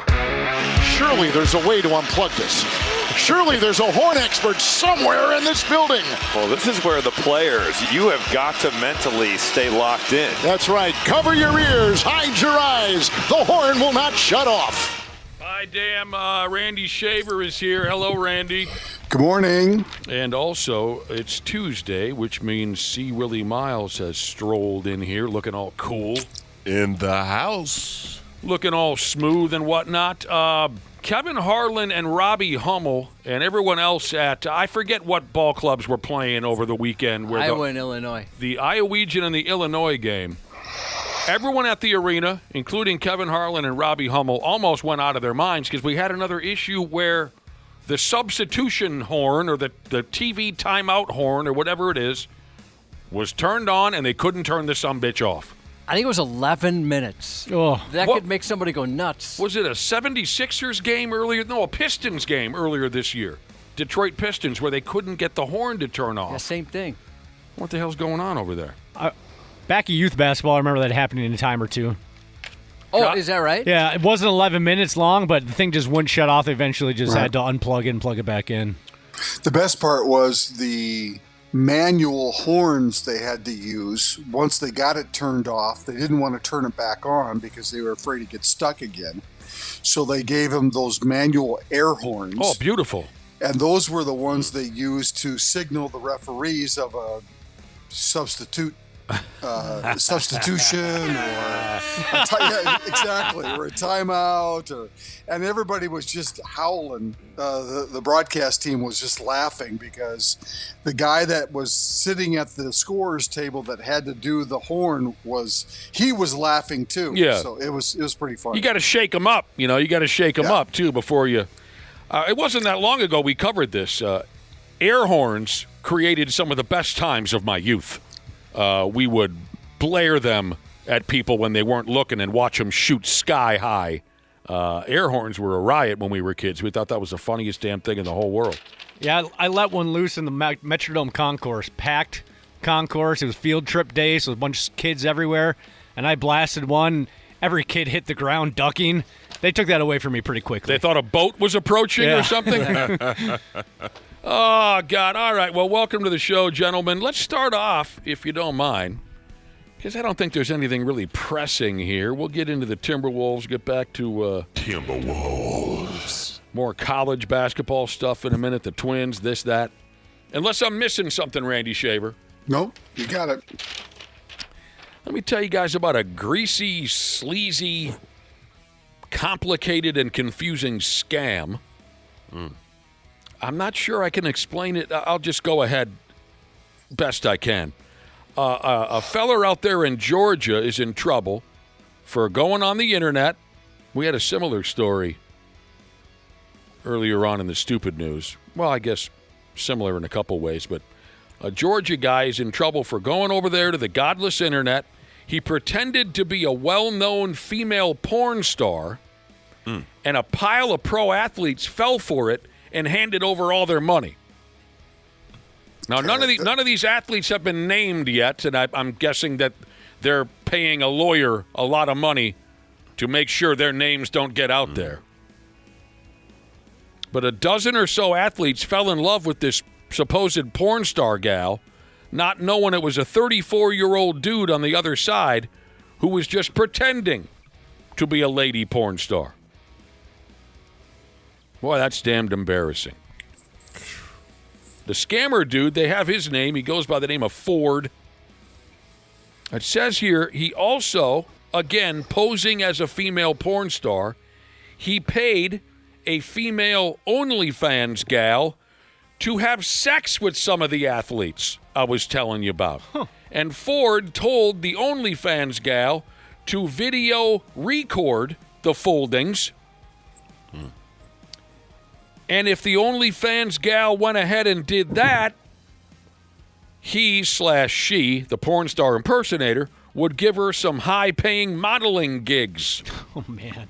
Are you able to follow all this? Like I said, it's kind of deep and dark. Yeah, it is. Very much so. So Ford is in real trouble here. And I guess I'm kind of just waiting to find out if any of these poor bastards are named. I don't necessarily need to hear their names. I'm sure they're embarrassed enough as it is without all of us rehashing this over and over again with their names connected to it. But by God, aren't these pro athletes getting enough ass on the road? Yeah, you would think. Say their names. You want the name. I want their names. I mean, if you're stupid and you don't know it, I'm here to help. If you're stupid and you know it, you're stupid. I'm here to listen. So they're stupid and they know they're stupid. If you're right. You got that kind of money. You're a professional athlete, man. Frankly, I just don't get it. If you're paying what? Paying a porn star? Right. Paying anybody. Period. Paying anybody? They've got an advantage the rest of us regular folks don't. You're right. They're not having any trouble in that department. I mean, they thought they were dealing with a scorching hot porn star. I can get the appeal there, and if you have the money, maybe you spend a little bit of that money on a scorching hot porn star. Really? I mean, the tread on that tire. I mean, you can go find something a little bit. I mean, there's some scorching hot women walking around here that has a lot more tread life on them. I can't argue with that. I mean, you're a porn star. If you're making a living, I mean, you're hot dog down a hallway. You know what I'm saying? I'm just saying I understand the appeal. Right. Here I am. I'm a big-time athlete. I've had all those hot women on the road. Maybe I want to dangle with a... I think it feels a little bit easier when it's like this, right? When it's pay to play? Yeah, you don't have to work as hard for it. Now, here's another scam going. A lawsuit here says now then that some sleazy sumbitch was impersonating a Green Bay Packer and tricked someone into giving him a $4 million loan. He was impersonating, never heard of the guy, but it says here, two-time All-Pro safety Xavier McKinney. Sure. Says here, the shady individual got that $4 million, received this loan, and they have since absconded with the loan proceeds, a.k.a. run off with the cash. Absolutely. The FBI is investigating the matter.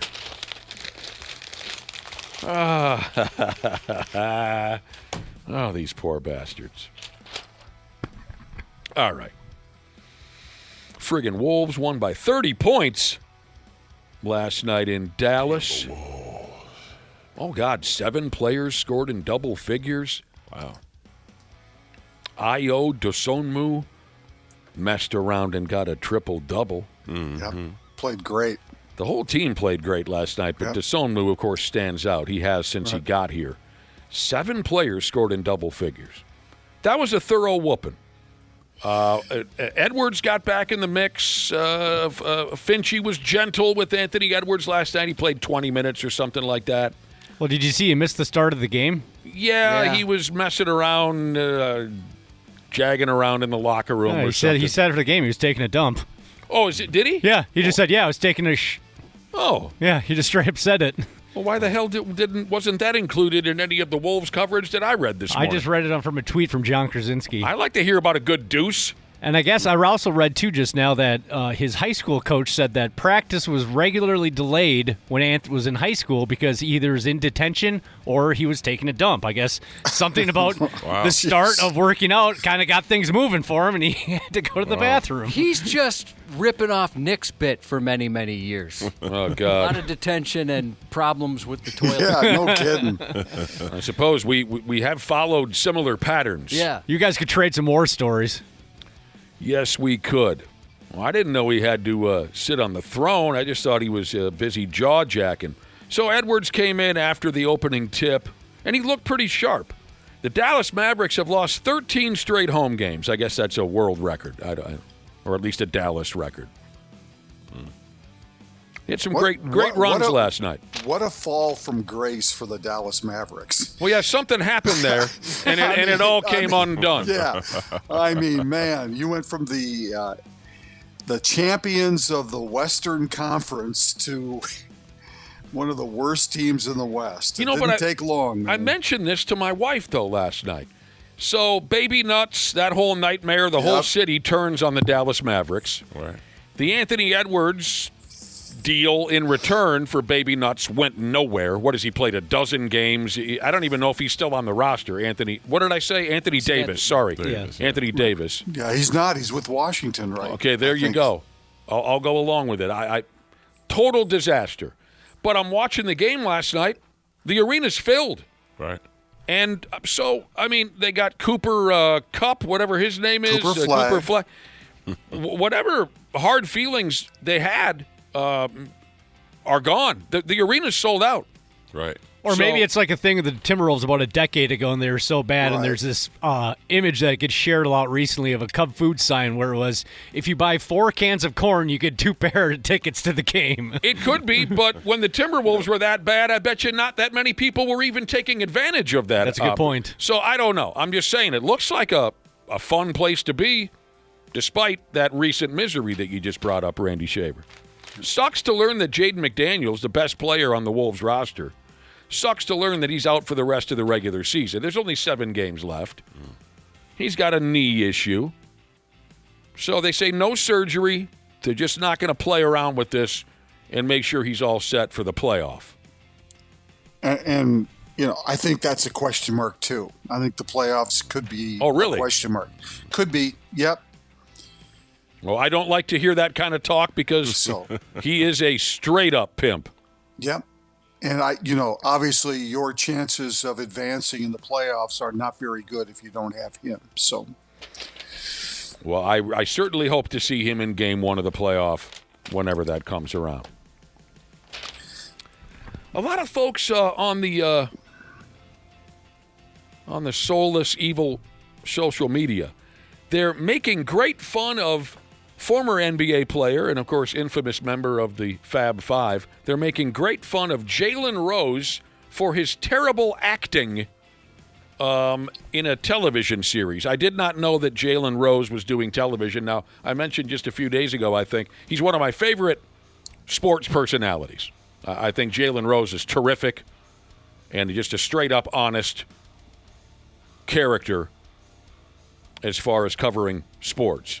I did not know he was acting. He's on a television show called Southwest High, where he plays the principal of a high school where troubled kids are doing this and that, and he's trying to get a handle on it. Did anyone see Jalen Rose's acting abilities? Yeah, no. just in the articles. I haven't watched. I don't have. Maybe I have Tubi. I guess I don't know. But okay, would you agree with me, Josh, that it wasn't that bad? Not at all. I wouldn't have thought that. I mean, it's fine. I mean, it's a straight to Tubi show. I don't know what you're expecting necessarily. Seriously. I don't think he was bad. Tubi, is that a lower standard of television or something? It's a free service. Oh.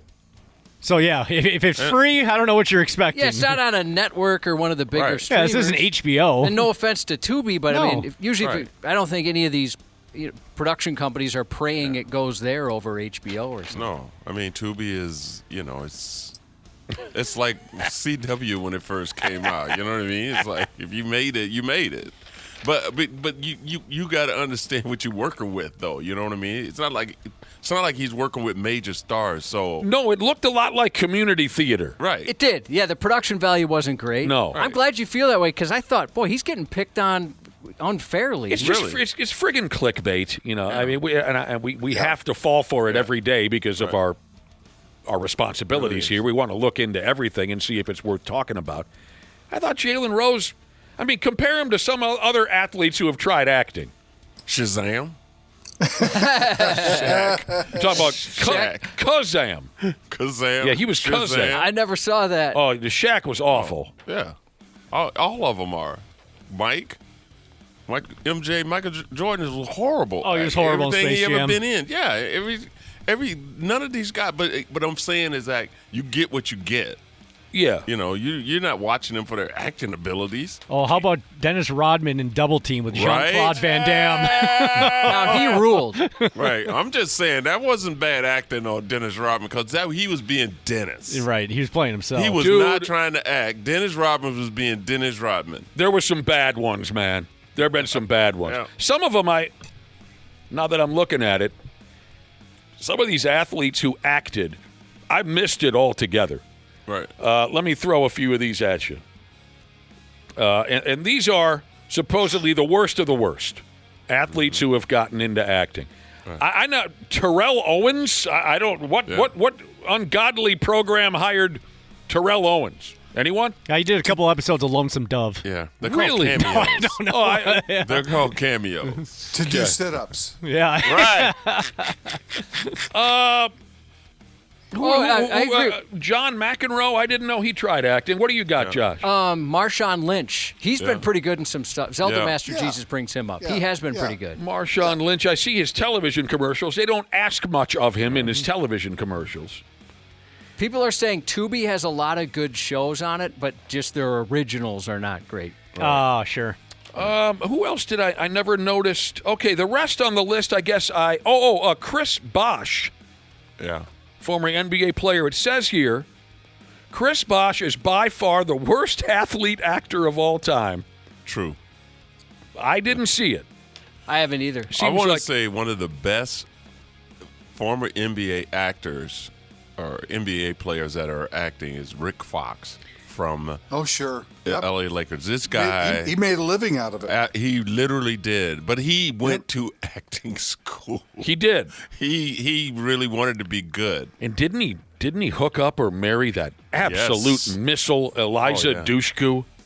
Oh, I don't know. He was married to, what's her name? Vanessa Williams? Vanessa Williams.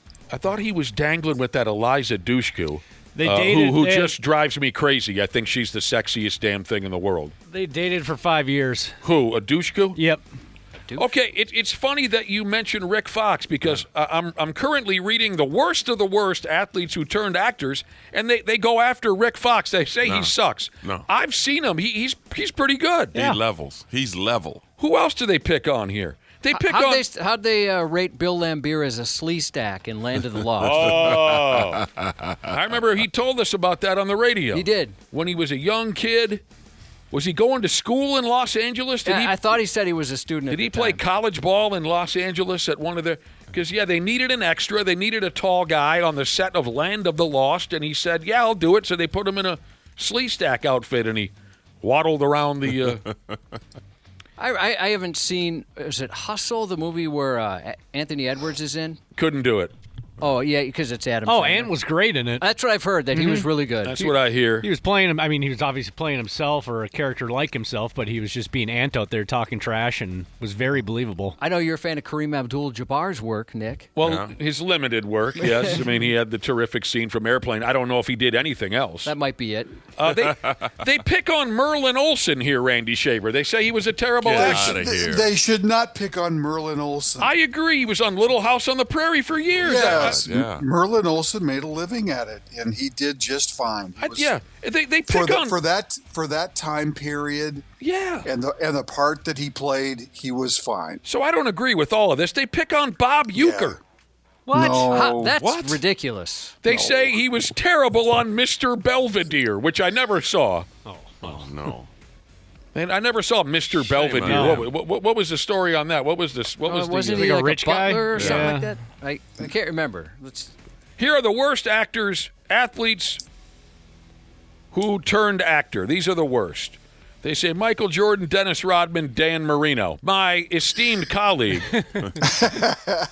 That's none of your damn business, Dan. Dan I appreciate Marino. if you stayed out of my personal affairs. Ed Marinero. They go after Ed Marinero. What? Oh no, Hill Street Blues. Yeah, he was good. on. No, That's it was ridiculous. good. Lawrence Taylor. I never saw it. I guess there's one that I'm sure he was awful. Shaq, Rick Fox, Merlin Olsen, Roger Clemens. Now I disagree with this one. Brian Bosworth wasn't that friggin' bad. I didn't mind the boss. Did you ever see the movie Stone Cold? Stone Cold. That wasn't that bad. No. Oh, speaking of bad actor, Stone Cold left a little bit to be desired in the few movies he did. Oh, are you like Santino Marella? Did you not enjoy The Condemned? Oh, he hated that movie. He did. Santino hated The Condemned. I love that movie. I thought it was all right. I thought Stone Cold was all right.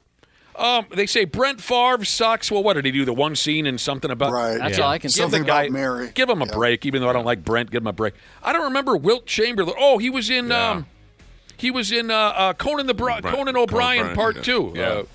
Conan the Barbarian. Conan the Barbarian. Tom Brady, Ray Allen. I agree. Ray Allen kind of sucked and he got game. Right. Yeah, he wasn't. Denzel kind of carried him through that movie. Alex Karras, O.J. Simpson, LeBron. No, leave Alex Karras alone. Alex I Karras. love Alex Karras. Webster. Yeah, I don't get what was bad about him. I liked him too in Webster. Oh my God. He was awesome. Howie Long. I'll agree with that one. Oh, he is so bad. Oh, I saw him in one of those Matthew McConaughey rom-coms or something. Oh, it was tough to watch. He is awful. What was his movie? He was Firestorm. Yeah.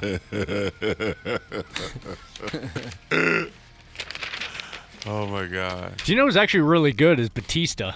He's actually made a great career for himself. I agree with that. Yeah, and I never would have thought that watching the guy wrestling or his mic work at all. No, he looked like a cement head. Yeah, exactly. he can kind of do a little bit of everything. Yeah. I really enjoy his movies. I'm with you on that.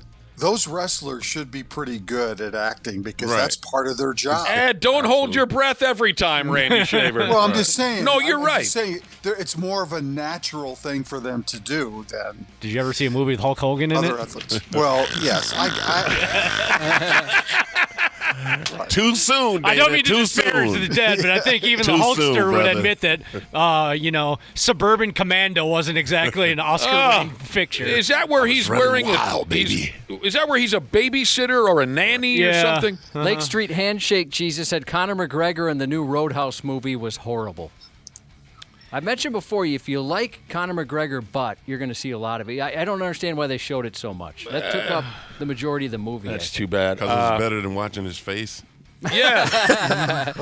Andre the Giant and Princess Bride. He was great. Yes. Lights Classic. out. Lights Classic. out. Randy Shaver.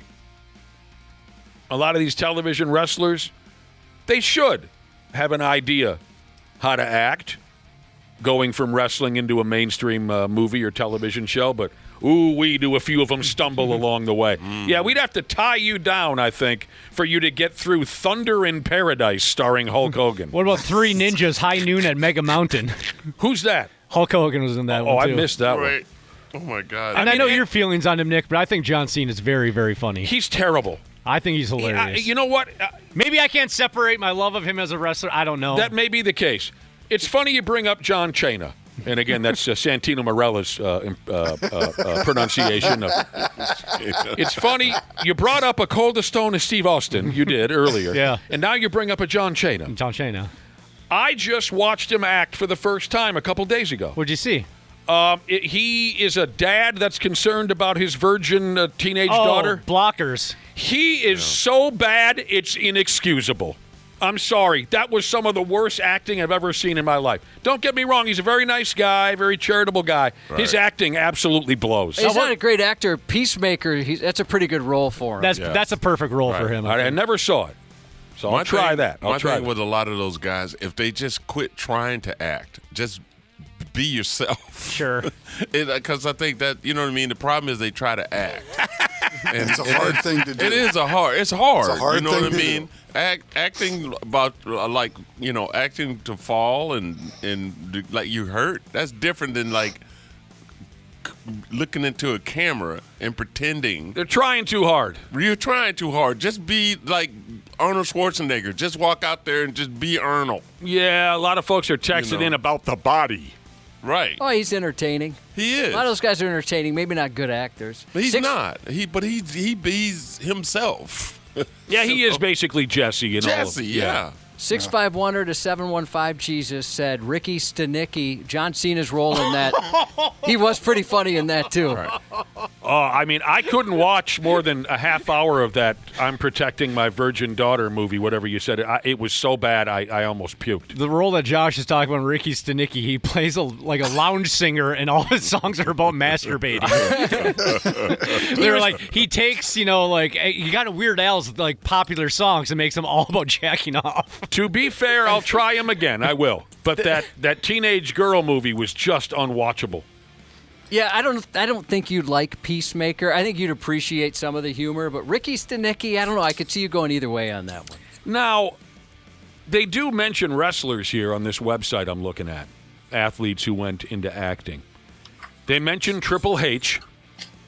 That's not actually Santino Marella. That was William Regal's pronunciation of Triple H. He always called him Triple H. I loved that gimmick. And he always called Umaga. What was it? Umaga? William Regal always called them Umanga. They mentioned Triple H as being awful. But they say, above all, landslide victory, worst wrestler to ever try acting. And I didn't see it. I'm just reading about it. Adam Copeland, otherwise known as The Edge. Oh, yeah. They say he's so bad you can't take it. What was he in? I have no idea. Oh, okay. Oh, no, it says right here, Vikings. He was in Vikings? That's what they claim. I loved that show. But Josh and Dana, now we've learned, and Santino Marella did not like The Condemned. Yeah, I've never seen that. It's because of Santino. He said it was so terrible. You know, O.J. Simpson is brought up here in athletes. Yeah. He was bad. He was pretty bad. But again, has everyone now seen the latest Naked Gun movie? Yes, just recently. See Willie Miles, Randy Shaver, Dana? No, I haven't got to yet. I have not. I did not. There's a scene in the movie. They ran it in the trailer, too. It's pretty good, right, Josh? It's pretty good. Yeah, it's not great, but it doesn't, like, destroy the original at all. It's entertaining enough. In the movie, Liam Neeson plays Frank Drebin Jr., okay? His partner is... Now, sorry if I confuse things. In the Naked Gun series, Frank Drebin had a partner named Ed. I can't think of his last name. And then the other cop, the three of them that were always solving crimes together, the other cop was played by O.J. Simpson, and the name was Nordberg. So in this latest edition of The Naked Gun, before the movie really gets going, all three of the cops are the sons of those three characters. So you've got Frank Drebin's son, played by Liam Neeson. You've got Ed's son, played by I don't know who. And you've got Nordberg, O.J. Simpson's son, played by I don't know who.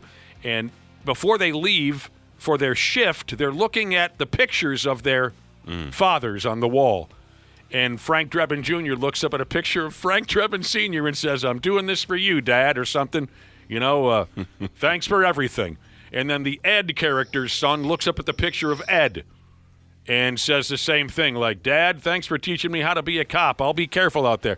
And then they cut to Nordberg, a.k.a. O.J. Simpson's son, and he looks at the picture of O.J. on the wall and just shakes his head. That was good. I mean, that scene dropped me to a friggin' knee. I'm glad they referenced it. I was wondering if they would. He just looks up at the picture of O.J. and just shakes his head like, son of a bitch.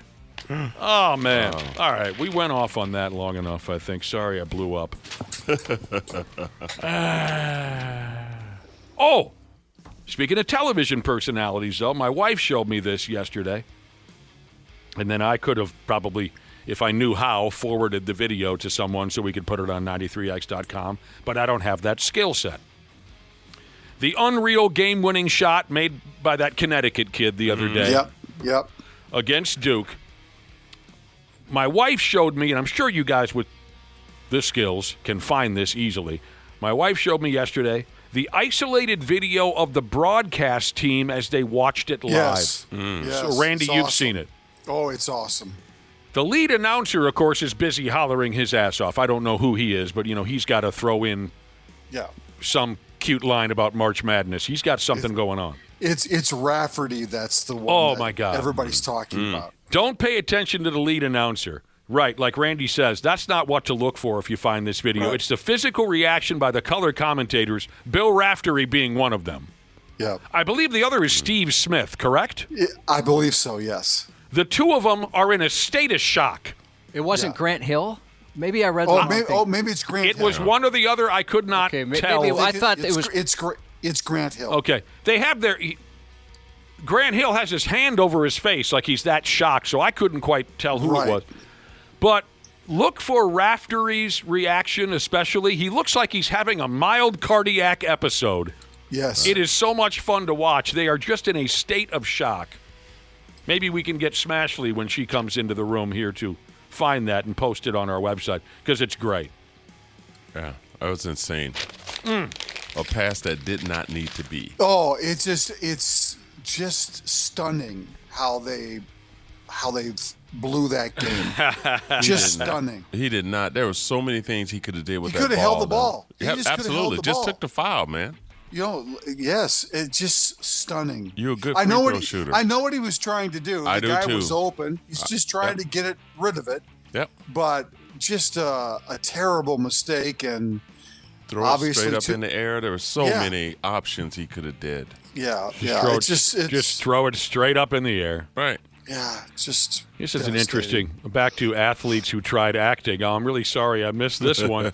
Jiu-Jitsu Jesus says, "What did you think of Marty McSorley in the movie Con Air?" I saw Con Air at a drive-in movie theater when it came out. That's a long time. I did not know that former NHL goon Marty McSorley was involved in that. Funny. By the way, that kid, what's his name, who hit the shot? Braylon Mullins.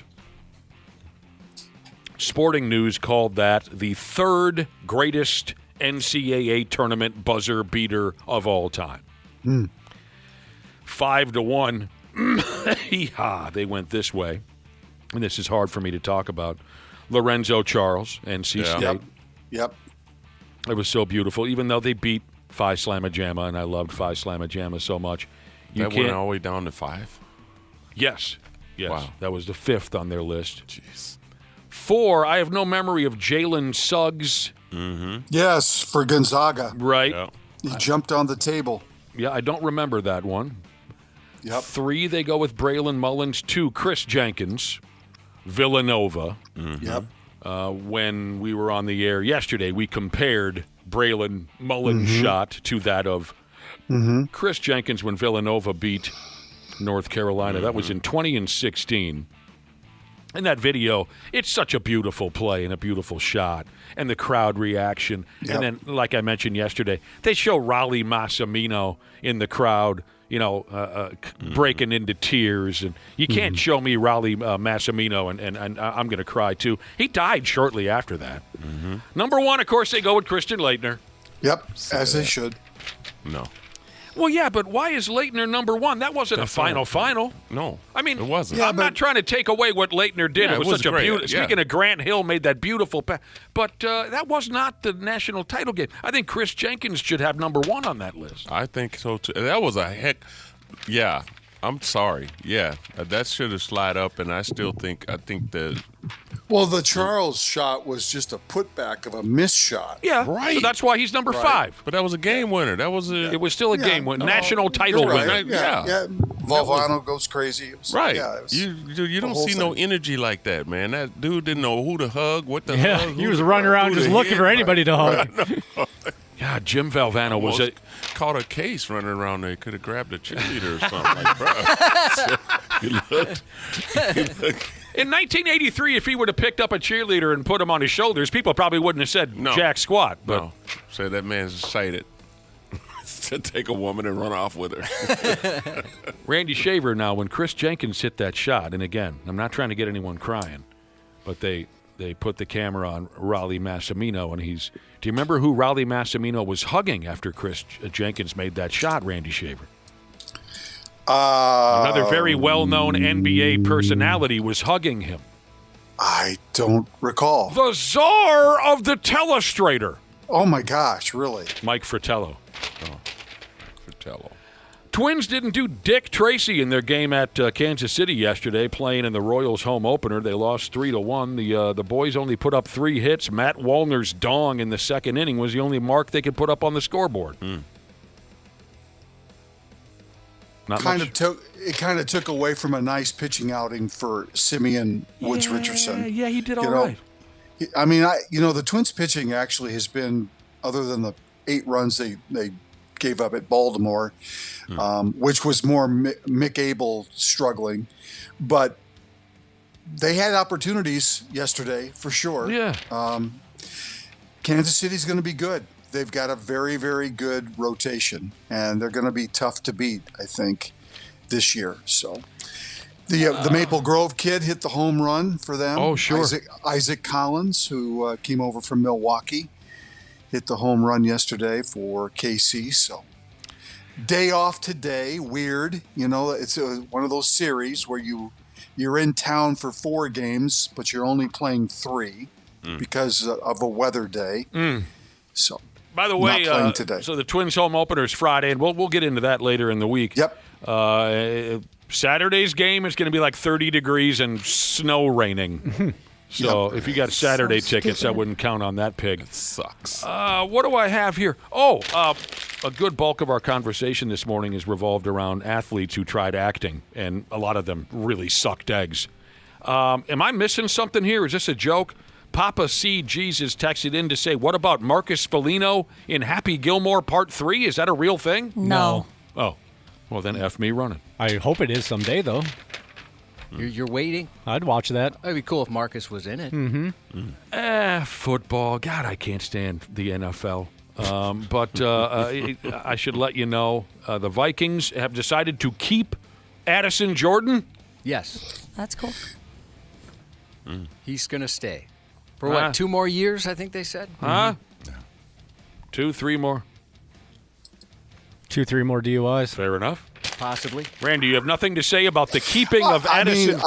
I think it makes the most sense for them to do that. All right. They don't really have a backup plan at receiver at this point, unless they draft one, which is very possible. So, C. Willie Miles. So Tiger Woods pilled out of his gourd the other day, crashed his car. And a lot of us, I think we even had a brief conversation on the air. Why doesn't the sumbitch just have a personal driver? Because his drivers suck. His drivers suck? Is that a golf joke? Joke. That went right over my head. Good for you, Nick. I'm glad you got that. We've all said that. We said that since when he tumbled over into Genesis in L.A. Right. I mean, he's obviously on enough painkillers, and then he has to take sleeping medications and so forth. The man he's not like a drinker or really He's hooked on pills. Yeah. And you just fall asleep. He's all effed up. Because everything he is rolls over. I mean, he don't have just slide off into the ditch. You're right. He doesn't have normal accidents. No. Why does he Very roll? dramatic. Yeah, Josh, why does he always roll over? I don't know. Overcorrects or well, something? the one from a few years ago, he was going 83 and a 45. Yeah. And he was drunk then, right? No. Pills. Oh, I thought he also blew. No. But No, he doesn't. He doesn't do that. He's just a pill popping. He just pain. The man is in so much pain. I wish he would just stop trying to golf. If he stopped rolling cars over, he probably wouldn't be in so much pain. That's true.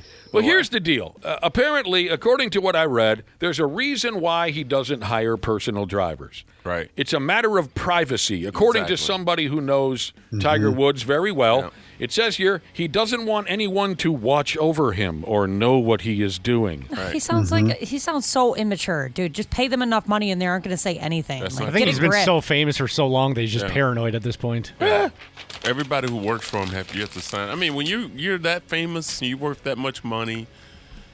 People pay people to get information about you, and that's the hard part of being famous. And I get that for some people. But then I would say, then don't be so famous. I don't know. I think That's he's why I just stayed full of away. excuses. Like, just go to rehab, dude. Well, I mean, excuses.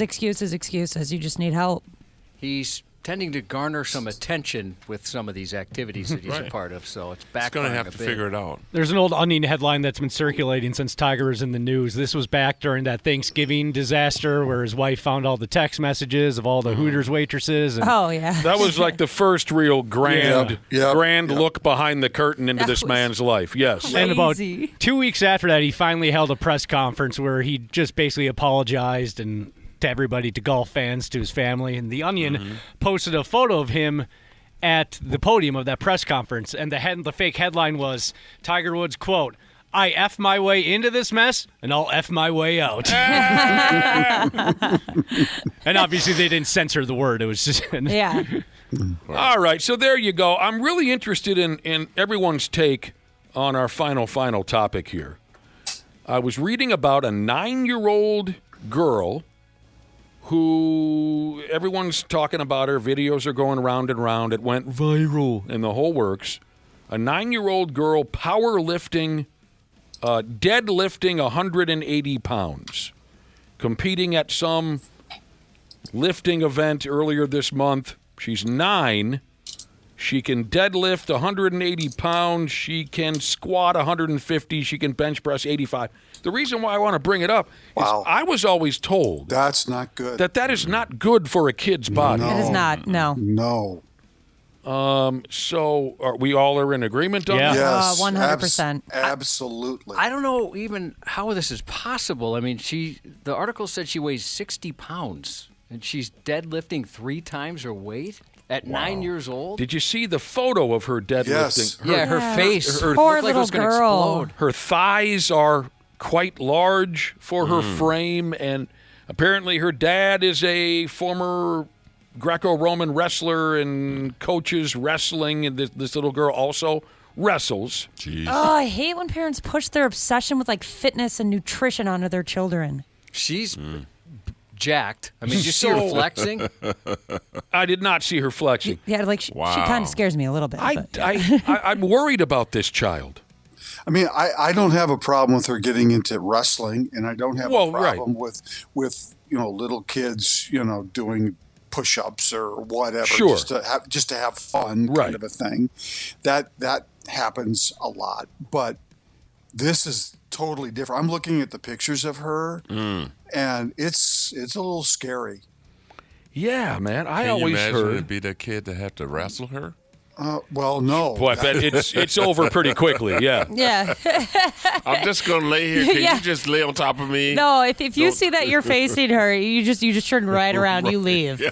It's one of those things where your pediatrician would tell you that you're stunting growth by doing that, and that's not good. Yeah, we weren't allowed to touch a weight until we got to high school. Right. Pretty much freshman, sophomore year, basically. Mm-hmm.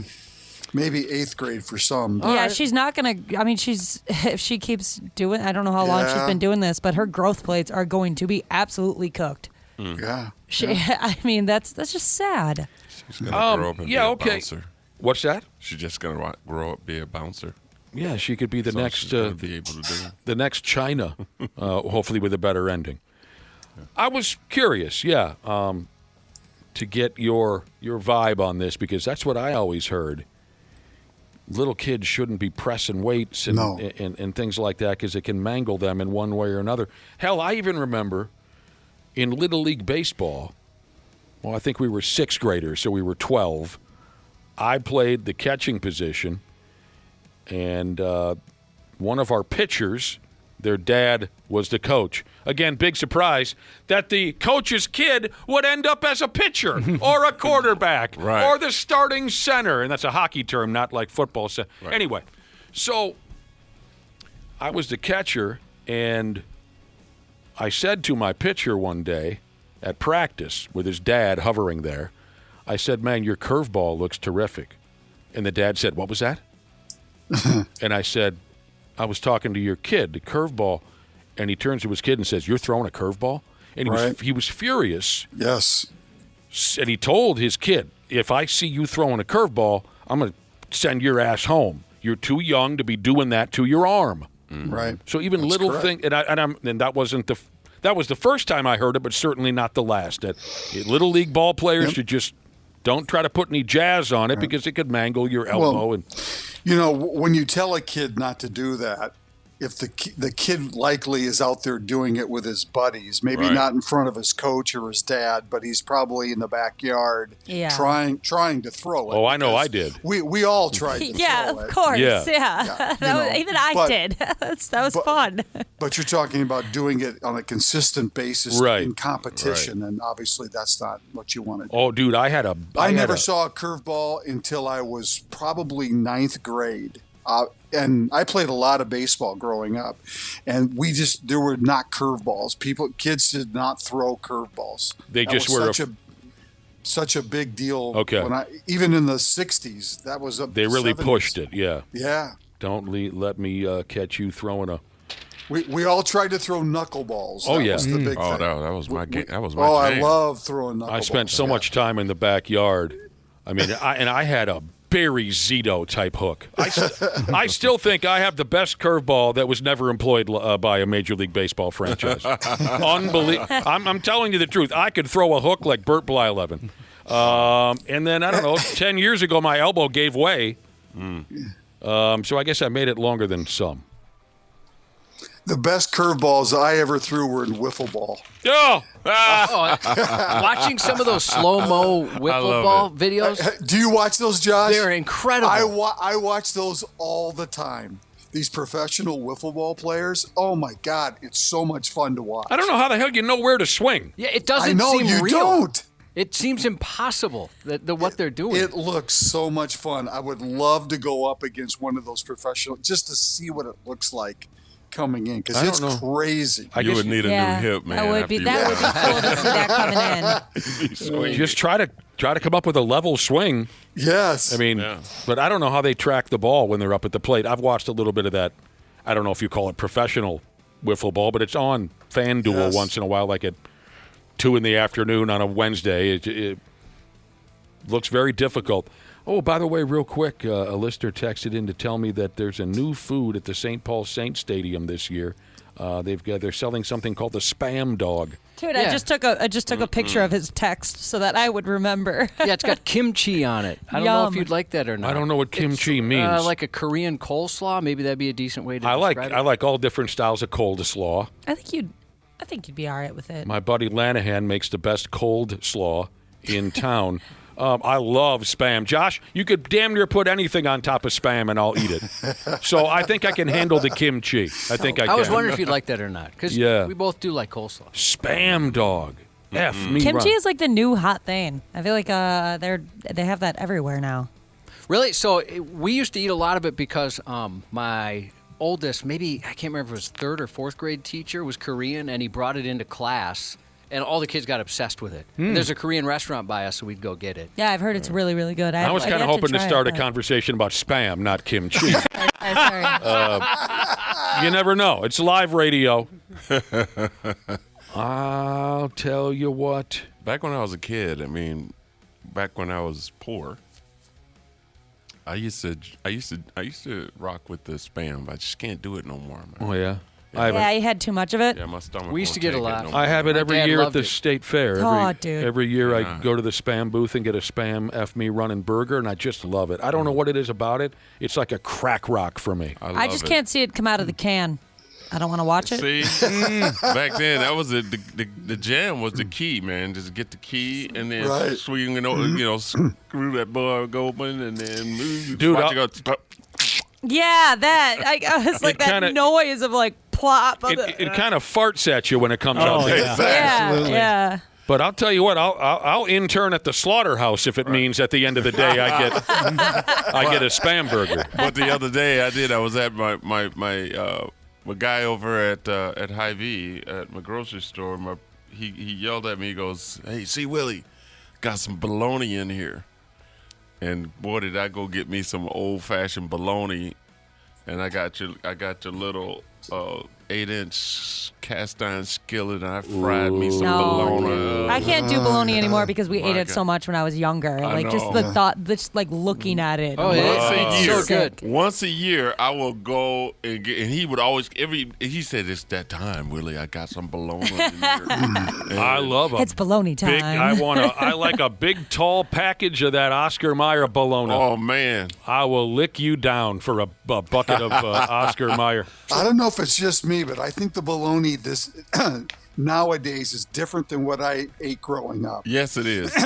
I think the bologna that I ate growing up was, I don't know, it was just better than what you get in the package now. I don't know. It just tastes different, feels different. I don't know. Your taste buds are cooked. You're elderly now. I don't buy a package like that. I just remember it being different or tasting better. I get the beef bologna. He saws it up for me like 1/4 inch. Well, that's what it is too. I get it fresh. Yeah. And whenever we talk about foods like this, someone's got to text in and say, "Well, it's all the lips and egg." We don't care. I don't care. I'll still eat it. I don't care. And how do you? Why would you expect that we didn't know that? If we're passionate about things like hot dogs, Spam, and bologna, right? How do you think that we're not aware that it's beaks and feet. I don't care. Also, if I'm already eating one part of the animal, I don't care if I eat the other parts. Right. It's fine. Exactly. We're eating the best part of the, and you We don't don't even wanna know what waste you're the eating. animal. Right, and you don't know what you're eating either. Yeah, you want to live Sir? forever? Knock yourself out. I'm going to eat bologna, spam, and hot dogs at every turn. I'm okay checking out before I hit 106. Yeah. You know. Just because I don't like spam don't mean I don't like bologna or a hot dog. I'm just saying spam goes through me. Oh, and it won't stay. That's the beaks. We'll talk to you later there, Ray. That's what the beaks and feet do to you. They peck or climb their way out of you at a high rate of speed. See you later, Randy. See ya. Half-assed morning show. 93X. Well, hello to all the wonderful podcasters out there, wherever in the world you're listening right now. We truly appreciate it. Dana here. Yeah, I'm a sports junkie, I'm a wing lover, and of course a Smart Club member because I trust my home comfort to Standard Heating and Air Conditioning, and I really think you should too. Right now it's HVAC Mania, and these deals will help offset the cost when your brackets get busted. You can score a $45 coupon on a furnace tune-up, normally $148. And no, it's never too late to show your furnace some love. And if your system's about to crash out like a 5-seat against a 12, now's the time to replace it on your schedule with 0% financing from Standard Heating and Air Conditioning. Go to standardheating.com and mention 93X. Standard Heating and Air Conditioning, providing the comfort you deserve since 1930. Years of hard work, and now you've got pain in your back, your shoulders, your knees, maybe your joints. You need help. Randy Shaver here with the answer. Dave Bialke. He's got over 30 years experience in getting workers' compensation benefits for people just like you. Don't suffer. Call Bialke Law today, 763-571-2410, or go to bialkelaw.com. That's BIALKE law.com. And it spells relief for you. Hey there, I'm Paula Pan. I help people make the smartest money decisions possible. Do not ever worry about your salary. You need enough to make sure that you aren't in a bad financial position. Once you have that, your salary becomes moot. What matters from that point forward, upside gains. Any type of ownership stake or ownership potential, that's the money. Remember, you can afford anything, just not everything. Afford anything. Follow and listen on your favorite platform. The Half-Assed Morning Show. 93X. Oh, here's the deal. It's Stinkin' Tuesday. C. Willie Miles is here, and that is wonderful. You. So where the hell should we where should we go now? I'm sorry, what did I miss? Did Tickle Me Elmo made an appearance on the show? Where'd that come from? Because there's traffic on Lake Elmo. Oh, that was you. Yeah, I heard that part. I didn't know. And then I jumped in on Elmo. Aha. Lake Elmo Elmo. freaks me out. Really? Yeah. That's kinda I don't know. creepy. He's Something creepy. about him. I don't know. Well, I if don't you know what it is. maybe Google guy who did voice of there's Elmo. that. Oh, really? Yeah. So there is something to that. Makes sense. Here we go. We got that straightened out. I know what some of you are going to say when we begin this here next conversation. You're going to say, finally, this program has matured, or as Josh would say, matured. That's the fancy way. When we begin this next conversation, you're going to say, this is the kind of material that shows the growth and maturity of a radio program. So, you know, quite a few of us made up a bracket for that men's college basketball tournament, or some of us, the women's as well, college basketball tournament. Try to make a few bucks, add some fun to the whole experience. Others kind of have a funny way of paying tribute to tournament time.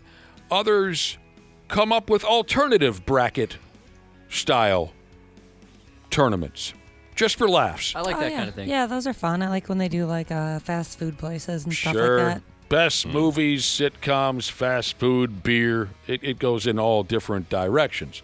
Like, say, this one. Some smart mouth with access to the internet came up with this for you. A March Madness style bracket that involves the absolute worst places to have to poop. Okay, so the worst places where you might be stuck having to cut one, by God. Is there that many options? Would you like to hear the matchups, Ashley? Sure. are there that many options? I mean, think about that for a minute. I mean, like maybe if you're like really, I figured it's like all one. Like there's a fast food restaurant, a porta potty, at home. Well, you they know, go like standing but they go into it. Maybe you're giving a speech. There's tons of experiences that would be pretty awful if all of a sudden you had to go. Oh, I understand what it. Okay, now I get it. Let's hear the matchups and try to pick some winners. Again, someone put together a tournament-style bracket that involves the worst places to have to go potty. I know one that better be on here. Number twosies, C. Willie Miles. We're talking strictly the deuce here. Mm-hmm. You know, pardon me? We're maturing. We again. are. We are. Right. You know one in your head. You'll holler it at me if you hear it. Yeah. And if you don't hear it, we're going to want to. Here are the matchups on the left side of the bracket. Matchup number 1. On a coach bus is how they put it. On the Greyhound. There you go. That's. I was wondering how else I could put that. What was weird in the bracket, the way they phrased it too, it confused me. Coach bus? Yeah, versus what they have a versus there. Oh, versus a kids sporting event? Yeah, so I was picturing like all the coaches on a bus. It took me a second to realize, they're talking about like a Greyhound or something like that. On a Greyhound bus or at a kids sporting event? I was on a Greyhound. Well, that one's once. real easy for me. You were on a Greyhound once? Where'd you go? Fargo. Oh, yeah?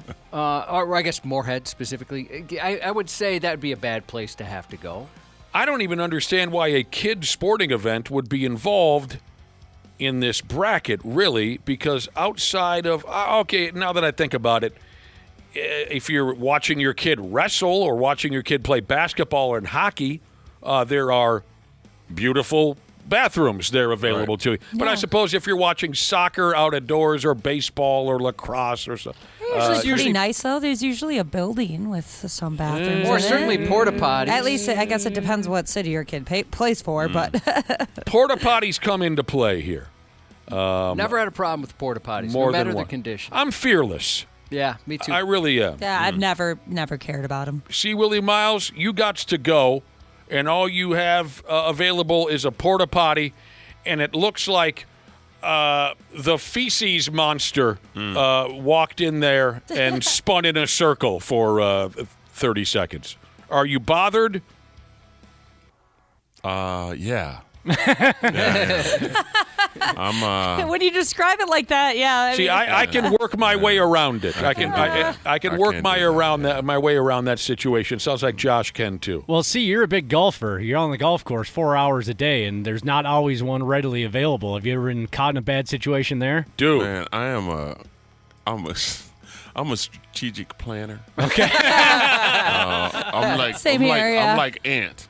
I'm gonna poop before I go. I ain't gonna show up nowhere thinking, and I'm gonna eat what I need to eat to get through the round. So I gotta know where all the biffs are. You know, I gotta know what a bathroom to stop. I know what a clubhouse is. Okay, I and will also hop in the cart and I will drive all the way back to the clubhouse. 100%. You must be one of these bastards that I can't stand. You're just then again, I'm fine now. But I was very jealous as a young person. You must be one of these regular sumbitches every day, same time. Yep. Okay. Yeah. My wife just texted me. She said, on a walk. And she just experienced that the other day. Oh, no. Oh, yeah. My wife always, inevitably, we're on a walk. And we've passed the skateboard, the skate park where we live. There's a skate park in where we live. And there's a biff there. We're past that. Yeah. Now she's got to get to another quarter mile to this corner. We take a shortcut back to our house. And she's like, I'll meet you at home. That's what I know. That's what I know. It has gotten bad. She's like, this is bad. Yeah, walks This is get bad. things moving. She had to go poop? Oh, my God. Oh. And she get there, like, sometimes we'll be walking and it'll get real bad. And she'll tell me, open the garage now. Yeah. Because I have to open the garage 100 meters before we get to the house. She cannot wait for it to go all the way up, man. She's like, she tracks all the way, don't take her shoes off. We generally take our shoes off right as we walk in our muddy room, straight to the bathroom. She's rolling under an opening door. Oh, my God. I swear to God. Indiana Jones style. What we have here is a March Madness style bracket. And the matchups are the worst places to have to poop. Our first matchup was Coach Bus versus Kids Sporting Event. The next matchup, at your significant other's parents' house versus the bathroom at your office with the boss in the neighboring stall. I'm not going to the bathroom with anybody in the bathroom. Oh, really? No, not happening. Well, you're lucky that, in the morning, I guess there's one other woman here during the show, but it's pretty much just you. But what's your name again? Ashley, the scenario is you have to go. It's not just, well, I'm not going to go in there. You have to go. It's either your pants or next to the boss. Right. Ah, God. But also our boss is a guy, so it would be kind of weird if you ended up in the stall next to him. Yeah, the boss that would be as a little weird. I wouldn't mind taking a poop next to my boss. I'd rather go in my significant other's parents' house. Oh, I'd rather deuce I wouldn't next care to at the all. boss. Me too. We're all human beings. What's he going to Right. criticize you for having to take a And he's vulnerable, too. You can ask for a raise. Absolutely. Oh, sure. Parents, your significant other's parents also understand that when you got to go, you got to go. But there's a touch of embarrassment there dealing with your significant other's parents as opposed to your boss. You work with the guy. You don't have a relationship with him. He's not necessarily your friend. I got a buddy who tells a great story. We were seniors in high school. We had just graduated. His girlfriend, who's now his wife, was having her open house. All the aunts and uncles come over, sandwich platter, that whole thing. And it was right before the guests were about to arrive, and he had to go to the bathroom. So he goes into the one on the main level that was just a toilet and a sink, nothing else. And he clogged that thing up real good. And he's panicking because Grandma's about to walk in the door. And he texts her older brother and says, hey, come to the bathroom. I need your help. And he kind of opens the door and realizes the situation. And he says his brother was like the wolf in Pulp Fiction. Just goes, okay, here's what we're going to do. It's the cleaner. Yeah, exactly. The brother went downstairs, discreetly kind of like tucked the plunger kind of down his pants a little bit and then head over his shirt he was wearing and discreetly got it to him and got it out. And no one was any of the wiser. Where was this that he was so embarrassed for clogging the toilet? It was at his girlfriend's open house, graduation open house. Oh, God. At the parents' house. Oh, God. Yeah. All right, Cubby. Our next matchup in the bracket here, involving the worst places to have to go poo. Next up would be a music festival porta potty where you once had intercourse. Yeah, sex stuff. I'm still embarrassed by it. Wait a minute. So you didn't have intercourse, but you did sex? No, there was intercourse. There I'm was. saying sex stuff. That's what I thought. All right, the next matchup, music festival porta potty, which we all know can be a total disaster. Oh, those can be so bad. I just got done stating I'm not afraid of a damn thing when it comes to a porta potty, and that is up against your neighborhood corner store, like convenience store. Your neighborhood convenience store in the employee bathroom. Employee bathroom all day. Yeah, I don't care. That doesn't bother me. Neither of those scenarios bother me. I guess maybe this is definitely written by men, right? The kind of guys that take 20, 30 minutes. I've never had an issue going just about anywhere. I'm talking like a 5-minute situation. Okay, so people would think I peed for the most part. I've noticed that. Well, you're very lucky. I've known girls like that. It's very sneaky. Yeah. Go in and out and think, how did you get all that done so quick? Exactly. Sometimes I get accused of, I'll walk out of the bathroom and my husband's talking to my child, ratting me out. He's like, Mom went poop in there, didn't she? And I'm like, no.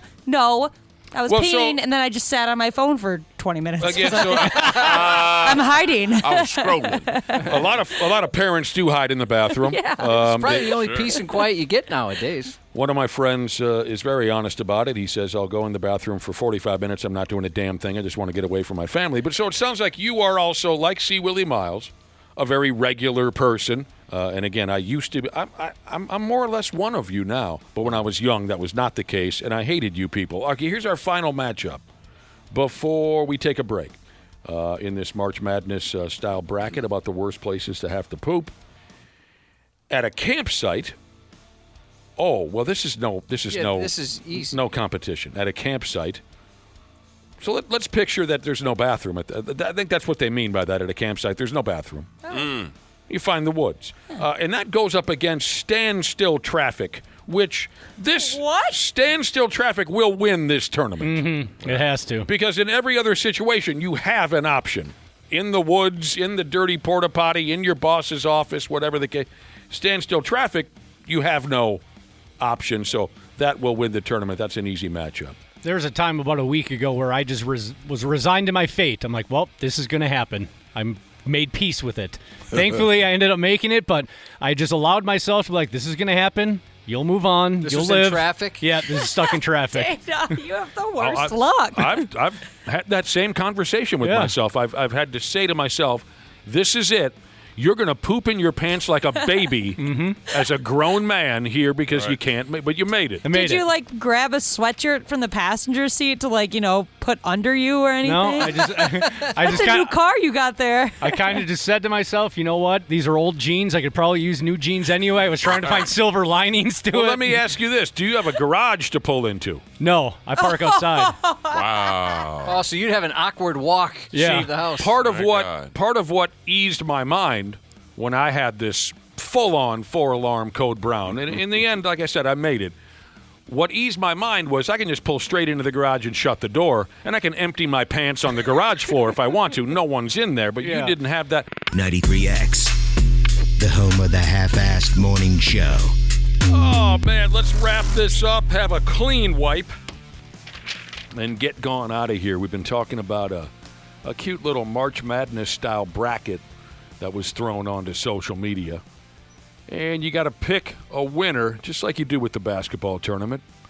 March Madness-style bracket involving the worst places to have to go poop. We've gone through the left side of the bracket. We haven't even covered the right side of the bracket yet.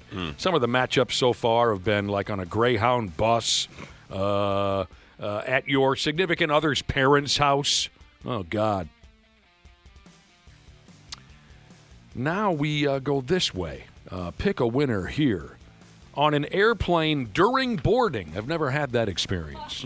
So that everyone's waiting for you to get out. That'd be terrible. No. Oh, no. Or you can't really get up and go to the bathroom and everybody's walking onto the plane, if you're already sitting in your seat and everybody else is on their way on. You're going to have to... putting the luggage up and stuff, you're trapped. Like you said, Ashley, if you're in there and they're just waiting on you to get done before they take off. Yep.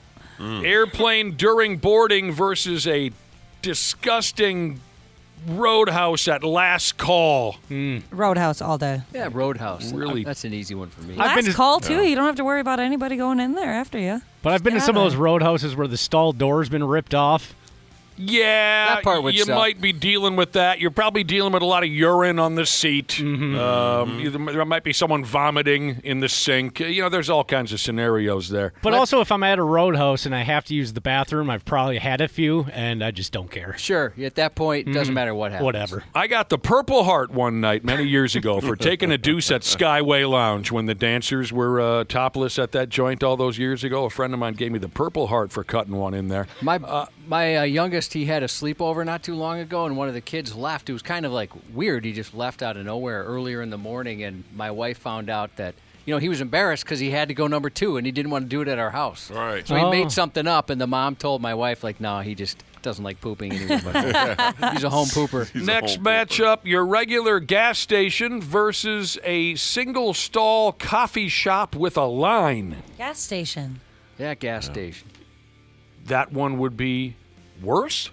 No, I'd rather do gas Oh, station. me too. Yeah, that's an easy one because anytime you got to sit down on the throne and there's a line, that's tough. That's a whole different That's a lot of animal. pressure. That's a lot of pressure. Oh, It yeah. is. That's Sometimes you can't just squeeze it out that fast. you got work to do there. And you can't blame somebody else. They know it was you. Yeah, I know what you did. DMV versus a public park. Again, we're dealing with possibly filthy porta potties if you're in a public park. I don't know the significance of the DMV bathroom. The bathrooms have usually been pretty chill I there. bet I've never been in a DMV bathroom, but I bet they're pretty nice. The last matchup, I think, is the toughest one. Both would be equally embarrassing. Your new significant other's house, brand new to dating this person. You're at their apartment or their house, and you have to mangle their bathroom. I'm leaving. Or an intimate dinner party, like you and your wife and one other couple, like a nice little, in somebody's home.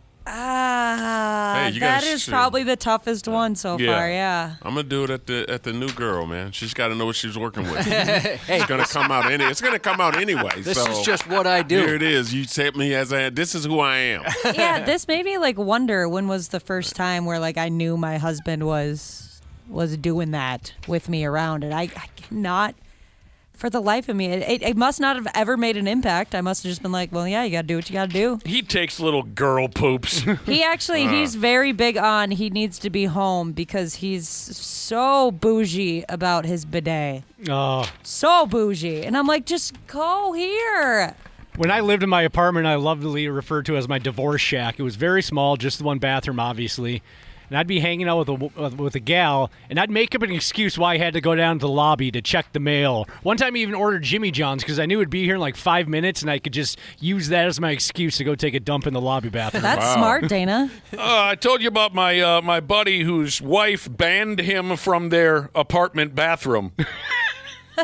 Because he was so rotten. Locked it up when he came home. They had one John, little apartment like you were describing, and his wife, after a couple months, said, when you got to cut one, go down to the friggin' lobby. I can't live like this. It's horrible.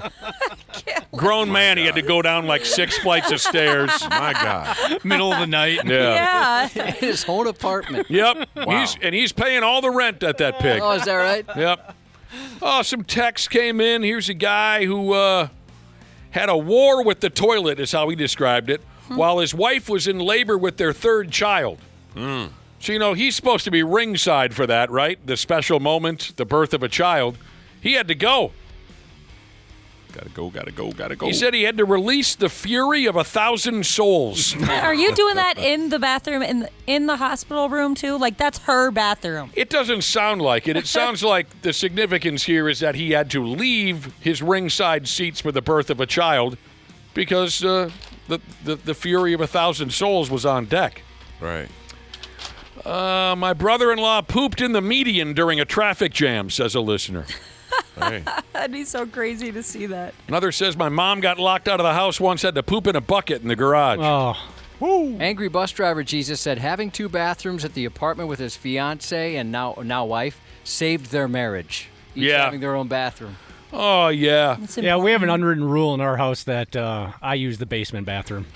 I think that's the setup in every single marriage. Yeah, I think so. Yeah. You're right. Finally, this is really tough. This might be a perfect way to move on. Dude says he was on a first date in a restaurant that only had one unisex bathroom, one toilet. Okay? Sounds kind of different. Maybe it was a very old joint or something. They had one bathroom for both sexes, one head. So he had terrible diarrhea and went in, got it done as quickly as possible. But as soon as he got back to the table, his first date, she had to use the bathroom. Oh, no. So she followed him directly in there. Are you seeing what he's saying here? Yep. Oh, God. I worked at a car rental joint. It was very small in Inver Grove Heights. There's just 4 of us that worked there, 3 guys and 1 gal. The gal was an absolute scorcher. Just so beautiful. And I knew I had to go to the bathroom, and we just had the single stall unisex set up like that. I knew she had to leave at noon to go pick up a client or something, or to drop a car off. So once I saw her grab her purse and her jacket and start heading to the door, I'm like, all right, coast is clear. I'm good to go. So I go in there, and I really take my time with it because I know that she's going to be gone and, whatever.